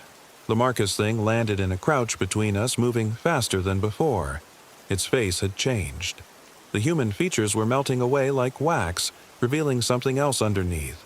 Something with too many teeth and eyes that reflected our flashlight beams like an animal's. It lunged at Rachel. I swung my flashlight like a club, catching it across the side of the head. The thing staggered but didn't fall. Instead, it turned to me, and up close I could smell it, like rotting wood and standing water and something sickeningly sweet underneath. "Avery, go!" Rachel screamed. But I couldn't leave her. Instead, I grabbed a fallen branch from the ground and swung it at the thing with everything I had. The branch connected with a wet, crunching sound, and the creature, I couldn't think of it as Marcus anymore, stumbled backward. Where the branch had hit, its skin split open, but instead of blood, a thick, dark sap oozed out. Rachel grabbed my arm and we ran again, leaving the thing behind in the clearing. This time we moved more carefully, trying to watch the trees, trying to keep our eyes open, but the forest kept shifting. I'd see a landmark, a distinctive boulder, a lightning-scarred oak, and head toward it, only to find it had moved when we got close. Or worse, multiplied. We'd see 3 identical boulders, or a ring of identical scarred oaks, and I couldn't tell which was real, or if any of them were real. Time became meaningless. It felt like we'd been running for hours, but when I checked my watch, only 15 minutes had passed since we'd first found Marcus's flashlight. Or my watch had stopped. Or time itself was broken here, in this shrinking pocket of forest that wasn't quite our world anymore. We found ourselves on what looked like a hiking trail, wider than the others with wooden trail markers nailed to the trees. Rachel leaned against a tree, gasping for breath. "I can't," she wheezed. "I can't keep going." We have to. We have to get out of here. My brother is still out there, the real Marcus. What if he's hurt? What if he needs us? I didn't have the heart to tell her what I suspected. That Marcus was gone, that the thing wearing his face had taken him somehow, consumed him, replaced him. The forest here didn't just move, it transformed things. It made them into something else.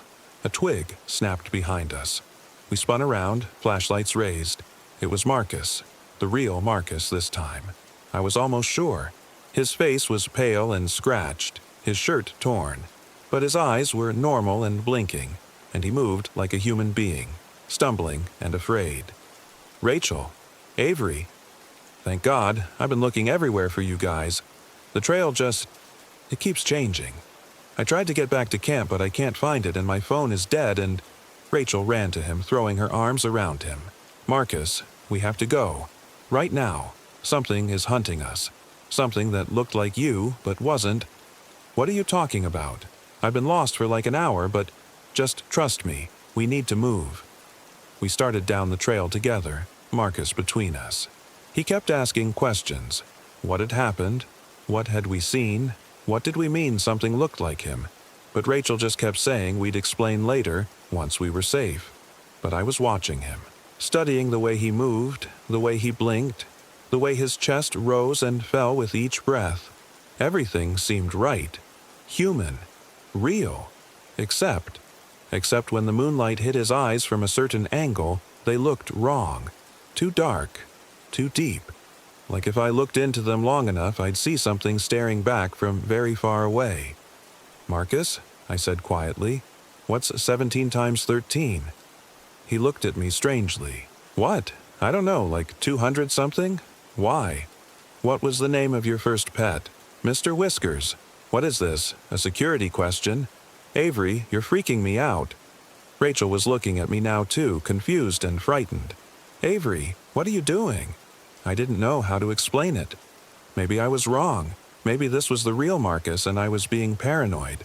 But something deep in my gut was screaming that we were in danger, that we shouldn't trust anything in this forest, especially things that looked like people we knew. I closed my eyes for just a second. I couldn't help it. I was so tired. And when I opened them, Marcus was closer. Not by much, just a foot or so. As if, while my eyes had been shut, he'd taken a single, silent step toward me. "The forest moves when you're not looking," I said. "That's what this place does. That's the rule. Everything moves closer when you close your eyes." "You're losing it," Marcus said. But he said it with that same too-even cadence, that same puppet-like quality I'd noticed in the other thing. "Rachel," I said carefully, "don't close your eyes. Don't look away from him." "Avery, that's my brother." "Is it? Are you sure?" Rachel stared at Marcus, really looked at him, and I saw the moment she understood, the moment she saw what I saw, that smile that was just slightly too wide, that gaze that was just slightly too steady. "Marcus," she said, her voice breaking, "where did you really go when you left camp?" "I told you. I just went for a walk." "Where?" "Into the woods."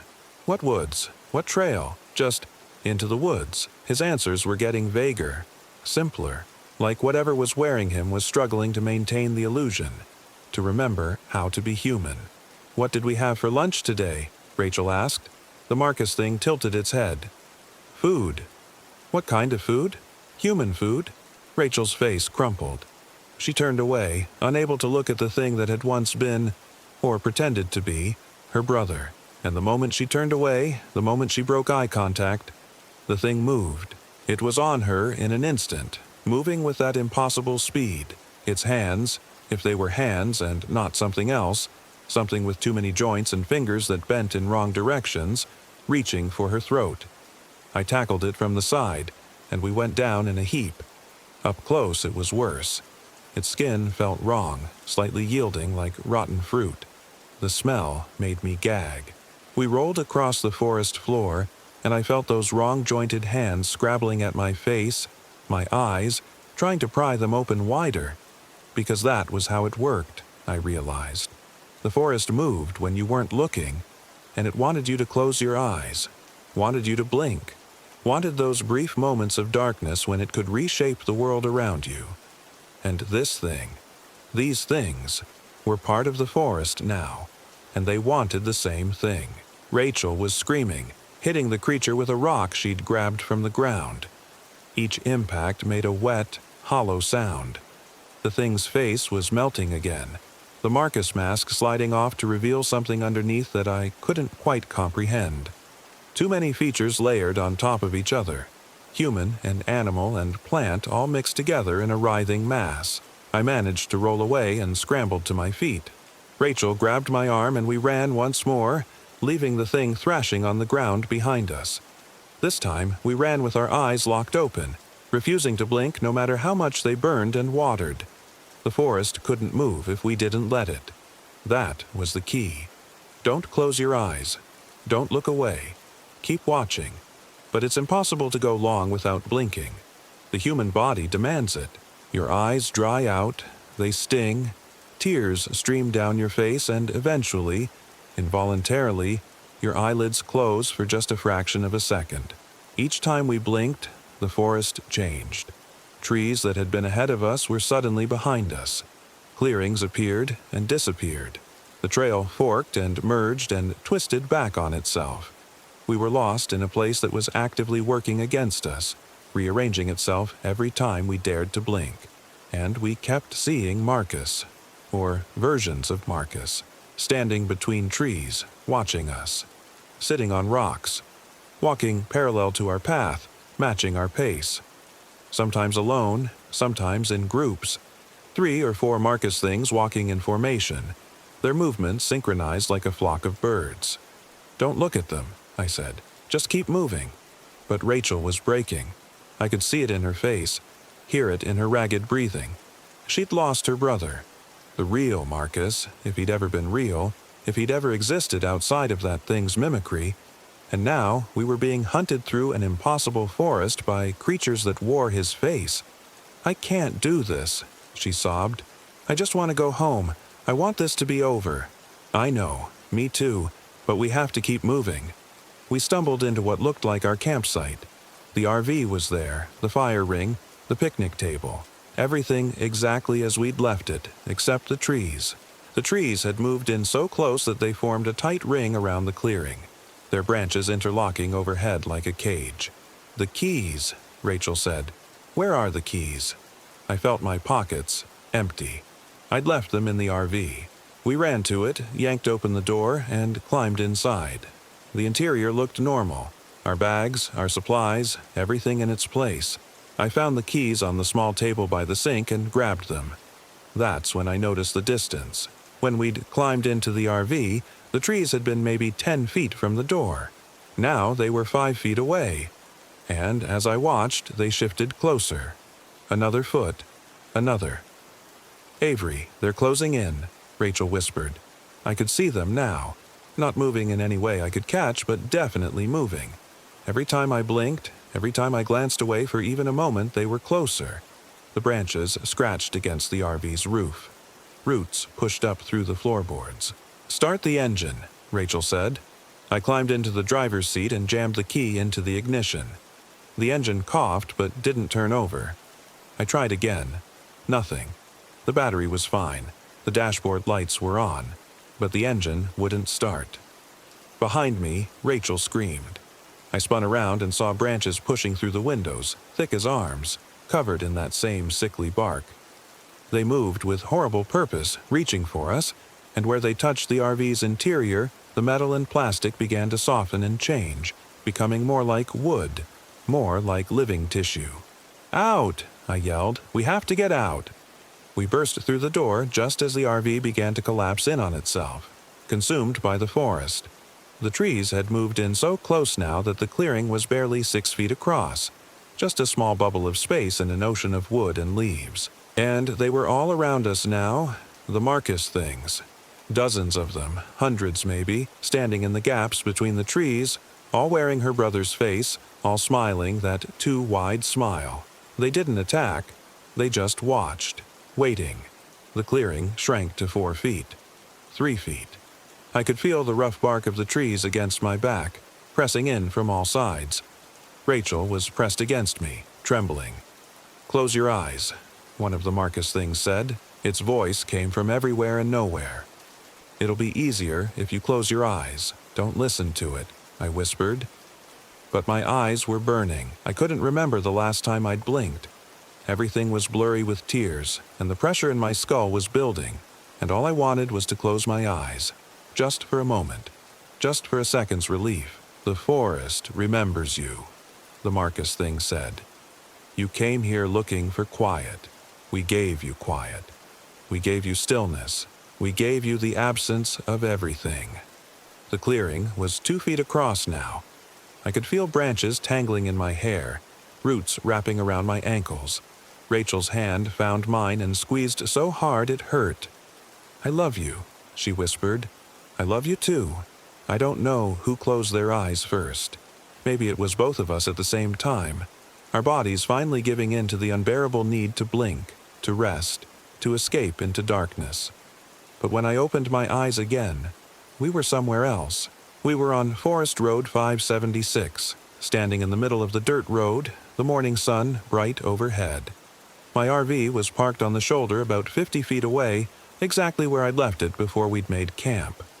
Rachel was beside me, her hand still gripping mine. "What?" she started, then trailed off. I looked around. We were definitely on the main road, the one that led back to the highway. Behind us, I could see the entrance to the camping area, the wooden sign that said, "Uharry National Forest, Arrowhead Point Campground." Did we get out?" Rachel asked. I didn't know. I pulled out my phone. Still no signal, but the time said it was 7:43 a.m. When we'd arrived yesterday, it had been around 4 p.m. So unless we'd been in the forest all night, and it had only felt like a few hours, something was wrong with the timeline. Or maybe time worked differently in that shrinking pocket of woods. Maybe we'd been there for days, weeks, years, and it had only been one night by the outside world's reckoning. "Let's just go," I said. "Let's get in the RV and drive and not stop until we're back in Durham." We started walking toward the RV. I kept glancing back at the forest, expecting to see those Marcus things standing at the tree line, watching us. But there was nothing. Just trees. Normal trees that didn't move, that stayed where they were supposed to stay. We'd almost reached the RV when Rachel stopped. "Marcus," she said quietly. "What about him? He's still in there. The real Marcus. We can't just leave him." I looked at her. Really looked at her. Her eyes were clear and brown, normal eyes that blinked at regular intervals. Her face moved naturally when she talked. She was Rachel. My Rachel. I was almost certain. "Rachel," I said carefully, "what did we have for lunch yesterday?" She frowned. "Lunch? I don't remember. Why does that matter?" "Avery, we need to find Marcus. We need to call for help. The rangers, the police, somebody. What was the name of your first pet?" "I never had a pet. My mom was allergic." "Avery, what is wrong with you?" That was right. Rachel had never had pets. I'd remembered that correctly. But then why had the Marcus thing known about Mr. Whiskers? Had that been a lucky guess? Or had the forest somehow pulled that information from the real Marcus before it took him? "We're leaving," I said. "Right now." "No, I'm not leaving my brother." "Rachel, please. We'll call the rangers from the road. We'll tell them everything. But we can't go back in there." She stared at me for a long moment, and I saw something flicker across her face. Hurt, anger, fear, all mixed together. Then she turned and started walking back toward the campground entrance. "Rachel, stop!" But she didn't stop. She walked right past the wooden sign and onto the trail that led into the forest. And I had a choice to make. Let her go alone, or follow her back into that nightmare place. I followed her. The trail looked normal in the daylight. Birds sang in the trees. Sunlight filtered through the leaves in dappled patterns. It was hard to believe that just hours ago, or had it been hours, this same forest had been trying to kill us. "Rachel, please," I called after her. "This is a bad idea." She didn't answer, just kept walking, her pace quick and determined. I hurried to catch up, glancing nervously at the trees on either side of the path. They looked normal. They looked like they'd always looked. But I couldn't shake the feeling that they were watching us, waiting for us to close our eyes. We reached the clearing where our campsite had been. It was empty. The RV was gone. No, not gone. It had never been there. The ground where it should have been parked showed no tire tracks, no disturbed earth. The fire ring was cold and looked like it hadn't been used in months. The picnic table was weathered and covered in moss. "This isn't right," Rachel said quietly. "We were here. I know we were here." I walked around the clearing looking for any sign of our presence, but there was nothing. It was like we'd never existed, like the forest had erased us. "Let's go," I said. "Please, Rachel. This place isn't right. We need to leave." She nodded slowly, her face pale. We started back toward the trail, and that's when I saw it. Scratched into the bark of one of the oak trees, barely visible, 3 words: "Don't close eyes." The letters were rough, carved with something sharp, maybe a knife or a key. The wood inside the cuts was fresh, still weeping sap. Someone had made this recently. Maybe yesterday, maybe an hour ago. "Did you do that?" Rachel asked. "No." "Did you?" She shook her head. We stood there, staring at the message, and I felt the temperature drop about 10 degrees. My breath misted in front of me even though it was September and the morning had been warm. "We need to go now," I said. We ran. Back down the trail, past landmarks that looked familiar and unfamiliar at the same time, past those wooden trail markers that now had faces carved into them, screaming faces with empty eyes. The forest felt wrong again, felt alive and malevolent, and I knew with absolute certainty that we'd never actually left. The road, the RV parked safely on the shoulder, that had been a trick, a lure, a way to get us to come back willingly. The trail forked ahead. I didn't remember it forking before. Rachel took the left path without hesitation, and I followed, my heart hammering in my chest. The trees were closer here, pressing in from both sides, their branches forming a tunnel overhead. And then we saw them, the Marcus things. They were standing in a line across the path, blocking our way. There were 6 of them, all identical, all wearing that same torn black t-shirt and jeans. They didn't move or speak. They just stood there, watching us with those 2 dark eyes. Rachel grabbed my hand. "Avery," she whispered. "I don't feel good." I looked at her and felt my blood turn to ice. Her eyes were darkening. Not the pupils, the whole eye, spreading out like spilled ink.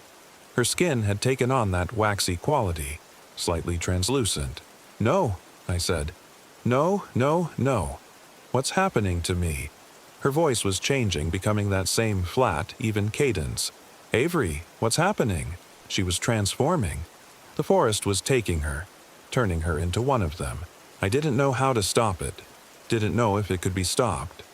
All I could do was hold her hand and watch as the woman I loved became something else. "I'm scared," she said. But her face didn't look scared. It looked blank. Empty. The Rachel behind those eyes was fading, being replaced by something that only knew how to mimic humanity, not feel it. "Fight it," I begged. Rachel, please fight it. Fight what? I don't understand.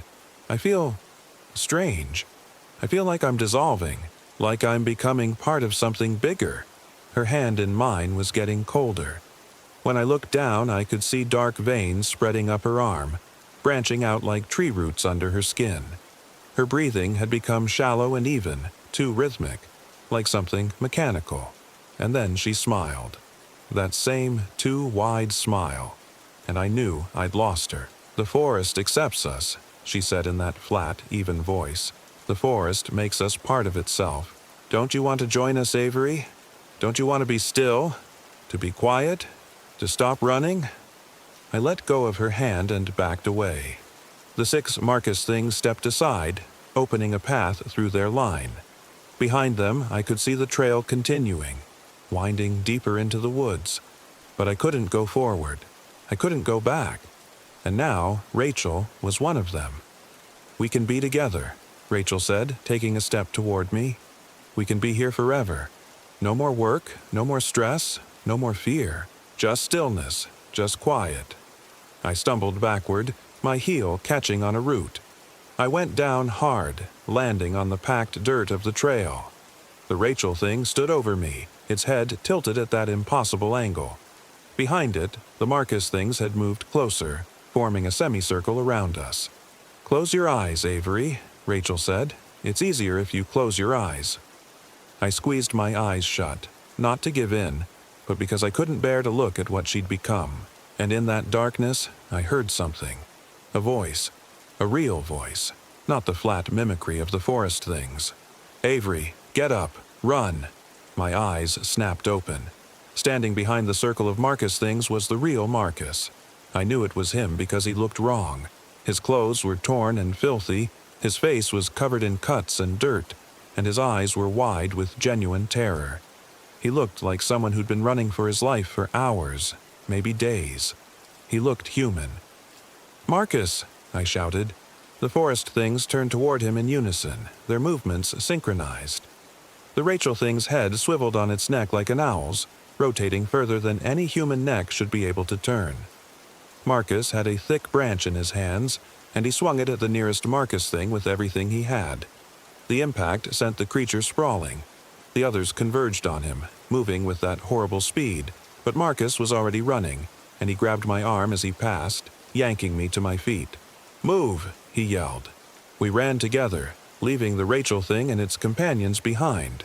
I could hear them following, not running, but moving through the trees parallel to the trail, keeping pace with us effortlessly. Every time I glanced to the side, I caught glimpses of them between the trunks, Rachel's face appearing and disappearing like a ghost. "Where have you been?"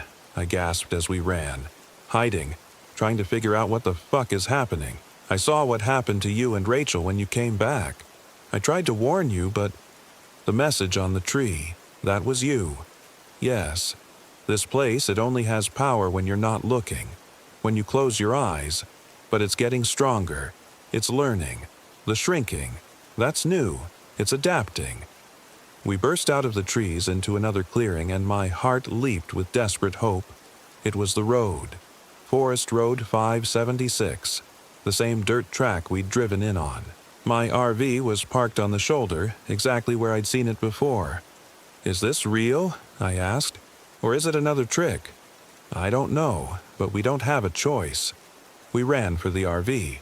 Behind us, the forest things were emerging from the tree line. Not just the Marcus and Rachel copies, but others now. Dozens of them. Hundreds, maybe, all wearing different faces. People who'd come to the Uhari before us, people who'd closed their eyes and been taken, transformed into extensions of something vast and hungry. I fumbled with my keys, my hands shaking so badly I could barely get them in the lock. Marcus was looking back at the approaching crowd, his face white with terror. "Hurry," he whispered. The door finally opened. We threw ourselves inside and I slammed it shut behind us, turning the lock. The engine. I had to start the engine. I jumped into the driver's seat and turned the key. Nothing. "No, no, no," I chanted, turning the key again and again. The dashboard lights came on, but the engine wouldn't turn over. The forest things had reached the RV. They surrounded it, pressing their hands against the windows and walls. I could see Rachel's face among them, still wearing that terrible smile. She pressed her palm flat against the driver's side window, and where her skin touched the glass began to change, becoming soft and organic, like living tissue. "It's not going to start," Marcus said quietly. "It's part of the forest now. Everything here is part of the forest." "Then what do we do?" He pointed. Through the windshield, past the crowd of forest things, I could see the road continuing. It wound through the trees and eventually, maybe a mile away, maybe less, I could see where it met the highway, the real world, the place where trees didn't move and people stayed. People. "We run," Marcus said. "We run, and we don't stop, and we don't close our eyes no matter what. We'll never make it. We have to try." He was right. Staying here meant becoming like them, being absorbed into whatever the U-Harry had become. I looked at Rachel one more time. Her dark eyes stared back at me, empty of recognition, empty of love. The woman I'd known was gone. "Okay," I said. "On 3, 1, 2, 3. We exploded out of the RV, shoving through the crowd of forest things. They grabbed at us with those wrong-jointed hands, their fingers leaving dark stains on our clothes and skin. I felt something sharp scratch across my arm, felt the immediate burn as whatever they were infected my flesh. But we fought through them and hit the road running. The dirt track stretched ahead of us. A mile. We just had to make it 1 mile. My lungs were already burning, my legs screaming in protest, but I pushed harder, ran faster. Beside me, Marcus was keeping pace, his face set in a grimace of determination. The forest things weren't running after us. They didn't need to, because the road was changing. What had been a straight shot to the highway was now curving, bending back toward the trees. The distance to safety was stretching, expanding, becoming 2 miles, 3 miles, more. "Don't look," Marcus yelled. "Keep your eyes on the highway." I focused on that distant point where the dirt road met the asphalt, where I could see the occasional car passing by in the real world, in the place where reality still made sense. I ran toward it with everything I had, ignoring the pain, ignoring the fear, ignoring the way the road kept shifting under my feet, and I kept my eyes open. My vision blurred with tears from the strain, but I didn't blink. I couldn't blink. Every time Marcus blinked beside me, I felt the road shift, felt the forest press in closer. His infection was less advanced than mine would be if I closed my eyes. I could fight a little longer. The trees were closing in from both sides now, their branches reaching across the road, trying to form a canopy overhead. If they succeeded, if they blocked out the light, we'd be trapped in permanent darkness, and there would be no way out. "Almost there," Marcus shouted, but he was wrong. We'd been running for what felt like 10 minutes and the highway was no closer. The forest was winning. It could shift reality faster than we could run. We were never going to make it. That's when I understood. The forest wanted us to run. It fed on our fear, our desperation. The more we struggled, the more it could manipulate us. The only way to win was to stop playing its game. "Marcus, stop," I said. "What? Are you insane?" "Stop running. Trust me." We both stopped, standing in the middle of the dirt road, gasping for breath. The trees immediately began pressing in from both sides. The road shrank beneath our feet, but I closed my eyes. I closed my eyes and I held them closed, feeling the forest move around me, feeling reality bend and twist. Beside me, I heard Marcus cry out in surprise or fear. But I kept my eyes closed and I thought about the highway. I pictured it clearly in my mind. The asphalt, the yellow lines, the cars passing by. I imagined stepping onto it, feeling solid pavement under my feet instead of dirt. The forest wanted us to be afraid. It wanted us to keep our eyes open and watch as it reshaped the world. But what if we shaped it instead? What if we used its own rules against it? When we weren't looking, the forest moved. But maybe, if I thought hard enough about where I wanted to be, if I believed it completely, the forest would put me there. Maybe it couldn't tell the difference between its own will and mine if I didn't look. I took a step forward with my eyes still closed. then another. The ground felt soft, organic, like walking on flesh. But I kept picturing the highway, kept believing I was getting closer to it with each step. "Avery, what are you doing?" Marcus asked, his voice tight with fear. "Walk with me. Keep your eyes closed. Picture the highway." "I can't. Trust me, please." I felt his hand find mine, his palm slick with sweat. We walked together, blind, through a world that was remaking itself around us. I could hear the forest things murmuring, their voices blending together into a low susurrus that might have been wind or might have been words. I could feel branches brushing against my face, roots catching at my feet. But I kept walking, kept my eyes shut, kept believing. And then my foot came down on something different, something hard and flat and warm from the sun. Asphalt. "Marcus," I whispered, "open your eyes." We both opened our eyes at the same time. We were standing on the highway. Real, normal Highway 109, with a white dashed line running down the middle and guardrails on either side. Behind us, maybe 30 feet away, was Forest Road 576, leading back into the Uharry. The trees at the entrance looked normal. Just trees. Not moving, not watching, not alive in that horrible way. A car honked and swerved around us. A woman leaned out the window and shouted something about getting off the road. We stumbled to the shoulder, our legs shaking so badly we could barely stand. "Did we make it?" Marcus asked. "Are we out?" I looked at my arm where the forest thing had scratched me. The wound was still there, red and angry, but it looked like a normal cut. No dark veins spreading from it. No waxy transformation of my skin. I touched my face and it felt like my face, warm, solid, human. "I think so," I said. Marcus started laughing, a slightly hysterical sound. Holy shit, we actually made it out." But I was thinking about Rachel. She was still in there, transformed into something that wore her face but wasn't her. She was part of the forest now, part of whatever ancient thing lived in the Uharry, waiting for people like us to wander in and close our eyes. "We need to call someone," I said. "The rangers, the police. We need to warn people." Marcus's laughter died. "And tell them what? That the trees move when you're not looking? That the forest turns people into monsters? They'll think we're insane. We have to try." We started walking along the highway shoulder, heading toward the ranger station at the park entrance. It was maybe 2 miles away. Cars passed us, normal people living their normal lives, and I wanted to flag them down and tell them to stay away from the Uharry, to never camp there, to never close their eyes. But Marcus was right. Who would believe us? We'd made it about half a mile when I noticed something wrong. Marcus had gone quiet, his footsteps falling into that too-even rhythm. When I looked at him, his face was expressionless. "Marcus," I said carefully. He turned to look at me and his eyes were darkening. Not fully black yet, but getting there. The transformation hadn't stopped. It had just slowed down. The forest had marked him when we were inside, and even though we'd escaped, it was still claiming him.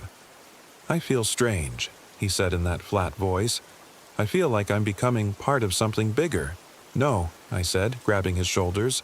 "No, you have to fight it. We got out. You're in the real world now. It can't have you here." But even as I said it, I knew it wasn't true. The forest's reach extended beyond its physical boundaries. It had touched us, infected us, and now it was pulling us back.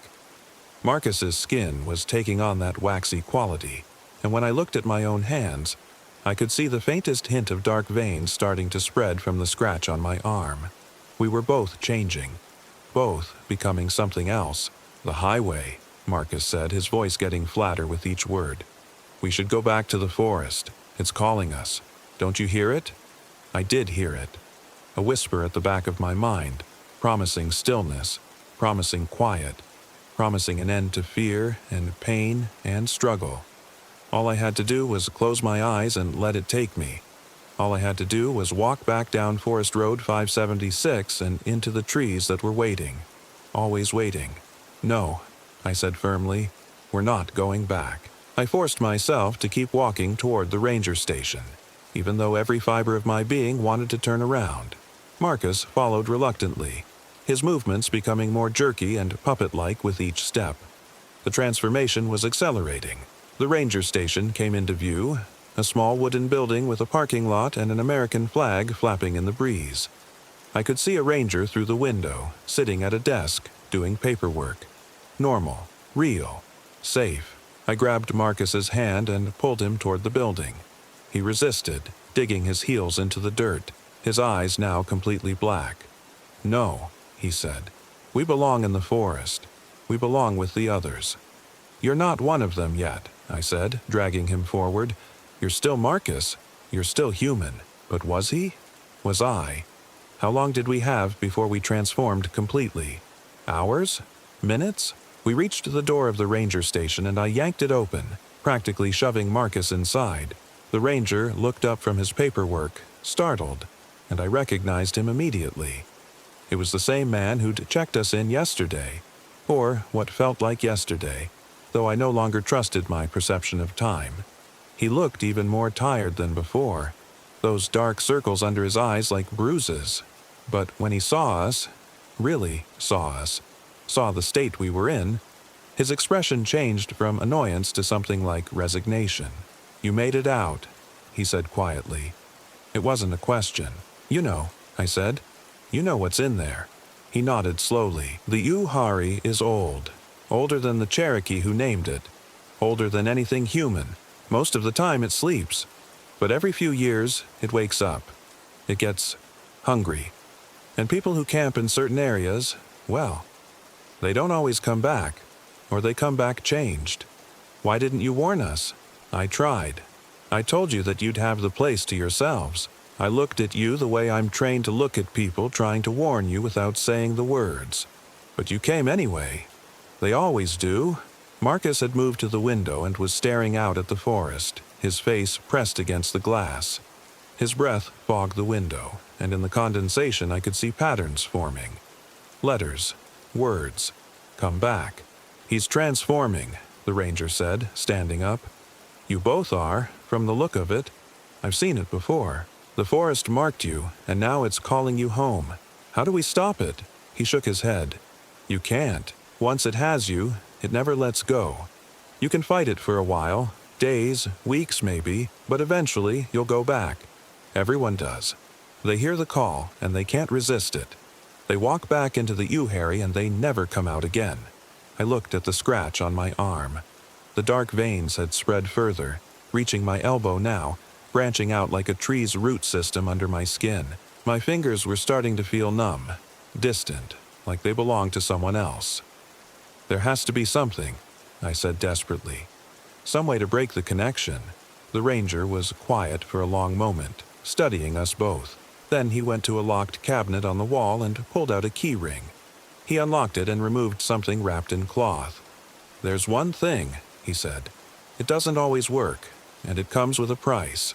He unwrapped the cloth to reveal a knife. It was old. The handle was worn bone, the blade a strange dark metal that didn't reflect light properly. Symbols were carved into the bone, sigils I didn't recognize from any language I knew. "Cherokee medicine men made these, back before the forest got too strong," the ranger explained. "They used them in rituals to cut away curses, to sever connections to bad spirits. This is the last one I know of. What do we have to do?" I asked. "Cut away what the forest planted in you. The infection spreads through the blood, through the flesh. You have to remove it before it reaches your heart, before it changes what you are fundamentally."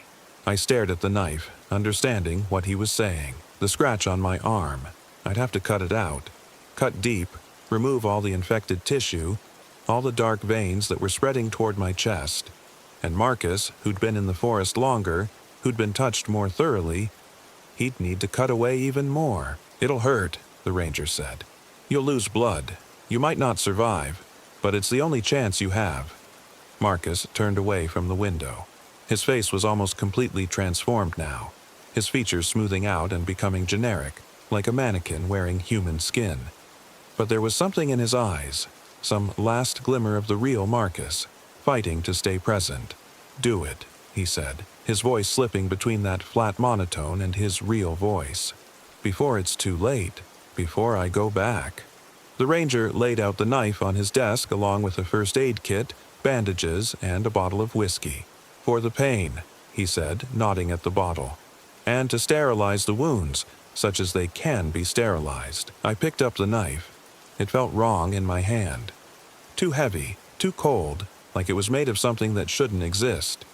The symbols carved into the handle seemed to writhe and shift when I wasn't looking directly at them. "You'll have to cut deep," the ranger said. "All the way to clean flesh. If you leave any of the infection, it'll just spread again." I looked at my arm. The dark veins had reached past my elbow now, spreading across my bicep. How much would I have to remove? How much of myself would be left? "I'll go first," I said. "Then I'll help Marcus." I took a long drink from the whiskey bottle, feeling it burn down my throat. Then I pressed the blade against my forearm, right at the edge of where the scratch began. The metal was so cold it almost felt hot. "Avery," Marcus said, and for a moment his voice was completely his own. "Thank you for not leaving me in there." "We're getting out of this together," I said. Then I cut. The pain was instantaneous and overwhelming. The blade sliced through skin and muscle like they were paper, and blood welled up immediately, running down my arm in dark rivulets. But I kept cutting, following the path of the dark veins, carving them out of my flesh. The knife seemed to know where to go, guiding my hand, cutting deeper than I would have dared on my own. I heard myself screaming, but it sounded distant, like someone else's voice. The ranger held me steady, keeping me from collapsing. Marcus watched with those black eyes, his face expressionless, but I could see tears running down his cheeks. When it was done, I had a wound running from my wrist to my shoulder, deep enough to see bone in places. The ranger poured whiskey over it. I screamed again, and then began bandaging it with shaking hands. The discarded flesh on the floor was black and rotten, like the tissue had been dead for days. "Your turn," I gasped at Marcus, but Marcus was backing toward the door, shaking his head. The transformation had accelerated during my cutting. His skin was fully waxy now, translucent, with dark veins visible beneath the surface running through his entire body. "Too late," he said in that flat voice. "It's in my heart. It's in my brain. I am the forest now. The forest is me." "No." I lunged for him, but he was faster, slipping out the door before I could stop him. I ran after him, my wounded arm screaming in protest, but he was already across the parking lot, already entering the trees at the forest's edge. "Marcus!" I shouted. He turned back once. For just a moment, his face was his own again. Human, afraid, sad. "I'm sorry," he said. "Tell Rachel I'm sorry." Then he walked into the yew harry, and the trees swallowed him whole. I stood there at the edge of the parking lot, swaying on my feet, my vision swimming from blood loss. The forest watched me with 1,000 eyes hidden in bark and shadow. I could feel it calling me, pulling me, promising that if I just took a few more steps, if I just closed my eyes and let go, the pain would stop. Everything would stop. The ranger's hand on my shoulder pulled me back. "He's gone," the ranger said quietly. "Don't follow him. Don't let his sacrifice be for nothing." We went back inside. He rebandaged my arm properly, gave me water, made me sit down before I passed out. Outside the window, I could see the forest, green and serene in the afternoon sunlight, looking like nothing more than trees and trails and the promise of peaceful camping. "What about Rachel?" I asked. "Marcus's sister. She transformed too. She's still in there." The ranger shook his head. "She's part of it now. They all are. Everyone the forest takes becomes part of its defense system, part of its way of spreading. They look like people we know because that's how it lures more people in. That's how it feeds. Someone has to do something. Close the park, burn it down, something. You can't burn the yew harry. People have tried. The fire won't take, or it burns the wrong areas, or it just makes it angry. And closing the park, how would you explain it? What reason would you give? The forest is patient. It can wait." I sat there for a long time trying to process everything that had happened. My arm throbbed in time with my heartbeat. I felt hollow, like someone had scooped out my insides and left only a shell. "What happens now?" I finally asked. "Now you heal. You go back to your life. You try to forget." "I'll never forget." "No," the ranger agreed. "You won't." He drove me to the nearest hospital, told them I'd had an accident while camping, a fall onto a sharp branch. They believed him, or at least they pretended to. The doctors sewed up my arm, gave me antibiotics and pain medication, kept me overnight for observation. When I looked at my wound in the bathroom mirror that night, there were no dark veins spreading from it, just clean, pink flesh. The infection was gone, but Marcus was gone too, and Rachel, and whoever else the forest had taken over the years, transformed into extensions of something vast and hungry that slept beneath the Uhari's soil. I tried to report it. I went to the police, tried to tell them about missing people in the forest, about something dangerous that lived in those woods. They took my statement and made sympathetic noises, and I could see in their eyes that they thought I was traumatized, maybe suffering from shock or infection-induced hallucinations. The official report listed Marcus and Rachel as missing persons, probably lost in the forest due to inexperience and inadequate preparation. Search parties went in. Some of them came back, some of them didn't. That was 6 months ago. I'm back in Durham now, living in a second-floor apartment with windows that lock and lights that stay on all night. I don't camp anymore. I don't even like to be near trees. I had to quit my job because I couldn't handle the commute. It went through too much forest. My arm healed, leaving a thick scar that runs from wrist to shoulder. Sometimes, late at night, I think I can still feel something moving under the scar tissue, like roots spreading through my flesh. But when I look, there's nothing there. Just the scar. I still dream about the Uhari. I dream about Rachel's face, that terrible smile, those black eyes watching me. I dream about Marcus walking into the trees, becoming part of them. His body transforming into bark and leaves and deep roots spreading down, down, down into the hungry earth. And sometimes when I close my eyes, I can hear it calling me. The forest remembers me. It knows my name. It knows I cut away part of its claim on me, and it wants me back. It wants to finish what it started. The ranger was right. Once it has you, it never lets go. I find myself thinking about driving back sometimes, just to see, just to know if they're still there, Rachel and Marcus, standing at the tree line, waiting for me. I could walk back into that forest. I could let it finish its work. No more nightmares, no more fear, no more pain. Just stillness, just quiet. But I don't go. Every day I wake up and I choose not to go. Every night I close my eyes and I fight the urge to get in my car and drive south, back to the Uhari, back to the trees that move when you're not looking. Because I know what happens to people who go back. They don't come out. They become part of the forest's collection, another face it can wear, another lure for the next group of campers who think they're just going on a peaceful weekend trip. My RV is still there, I think, somewhere in those woods, slowly being absorbed into the forest, becoming more wood than metal, more organic than machine. All our supplies, all our belongings, feeding the thing that lives beneath the trees. Sometimes I see them, Marcus and Rachel. Not really, I know they're not really there, but I'll catch a glimpse of someone who moves like Marcus, or I'll hear Rachel's laugh in a crowded restaurant and for a moment my heart stops. But when I look again, it's just a stranger, just a normal person living their normal life. They're still in the Uhari, I'm sure of it. Standing between the trees, wearing familiar faces, waiting for the next time someone camps at Arrowhead Point, waiting for the next person to close their eyes. And the forest will wait with them. It has all the time in the world. It's been there for thousands of years and it'll be there for thousands more, slowly expanding its territory, claiming more land, more people, more reality itself. The Uhari National Forest covers 50,000 acres. But I don't think that's true anymore. I think it's bigger than that. I think every time someone goes in and doesn't come back, the forest grows a little, spreads a little further, gets a little hungrier.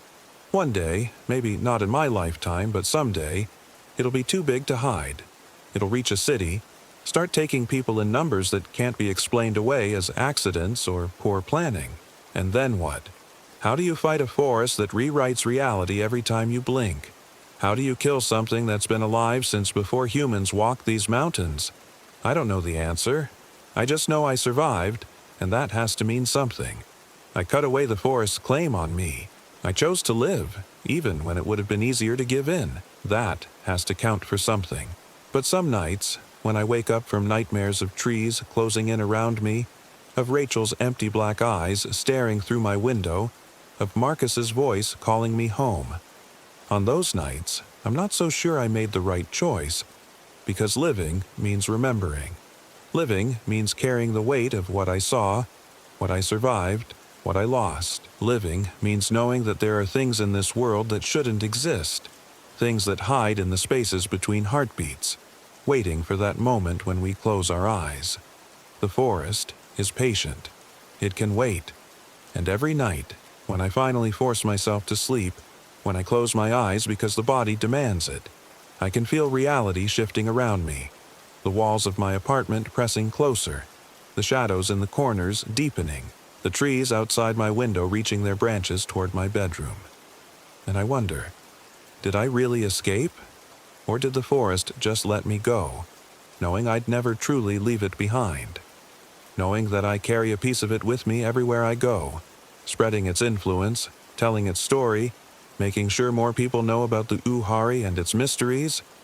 Maybe that's how it really spreads. Not through force, but through stories. Through people like me who survived and couldn't help but talk about what they saw.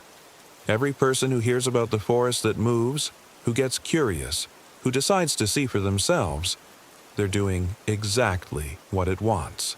I close my eyes now, here in my apartment, safe behind locked doors and lit windows, and in the darkness behind my eyelids, I see the Uhari waiting, patient, eternal, hungry, and I know with absolute certainty that one day I'll go back, not because I want to, but because the forest is part of me now, written into my DNA, carved into the scar tissue on my arm, embedded in the neural pathways of my brain.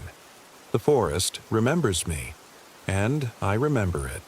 And when you close your eyes at night, in whatever place you think is safe, maybe you'll remember it too. Maybe you'll dream of trees pressing closer, of familiar faces wearing strange smiles, of darkness that moves when you're not looking. Maybe the forest will remember you too. Don't close your eyes for too long. The forest is patient, and it's always hungry.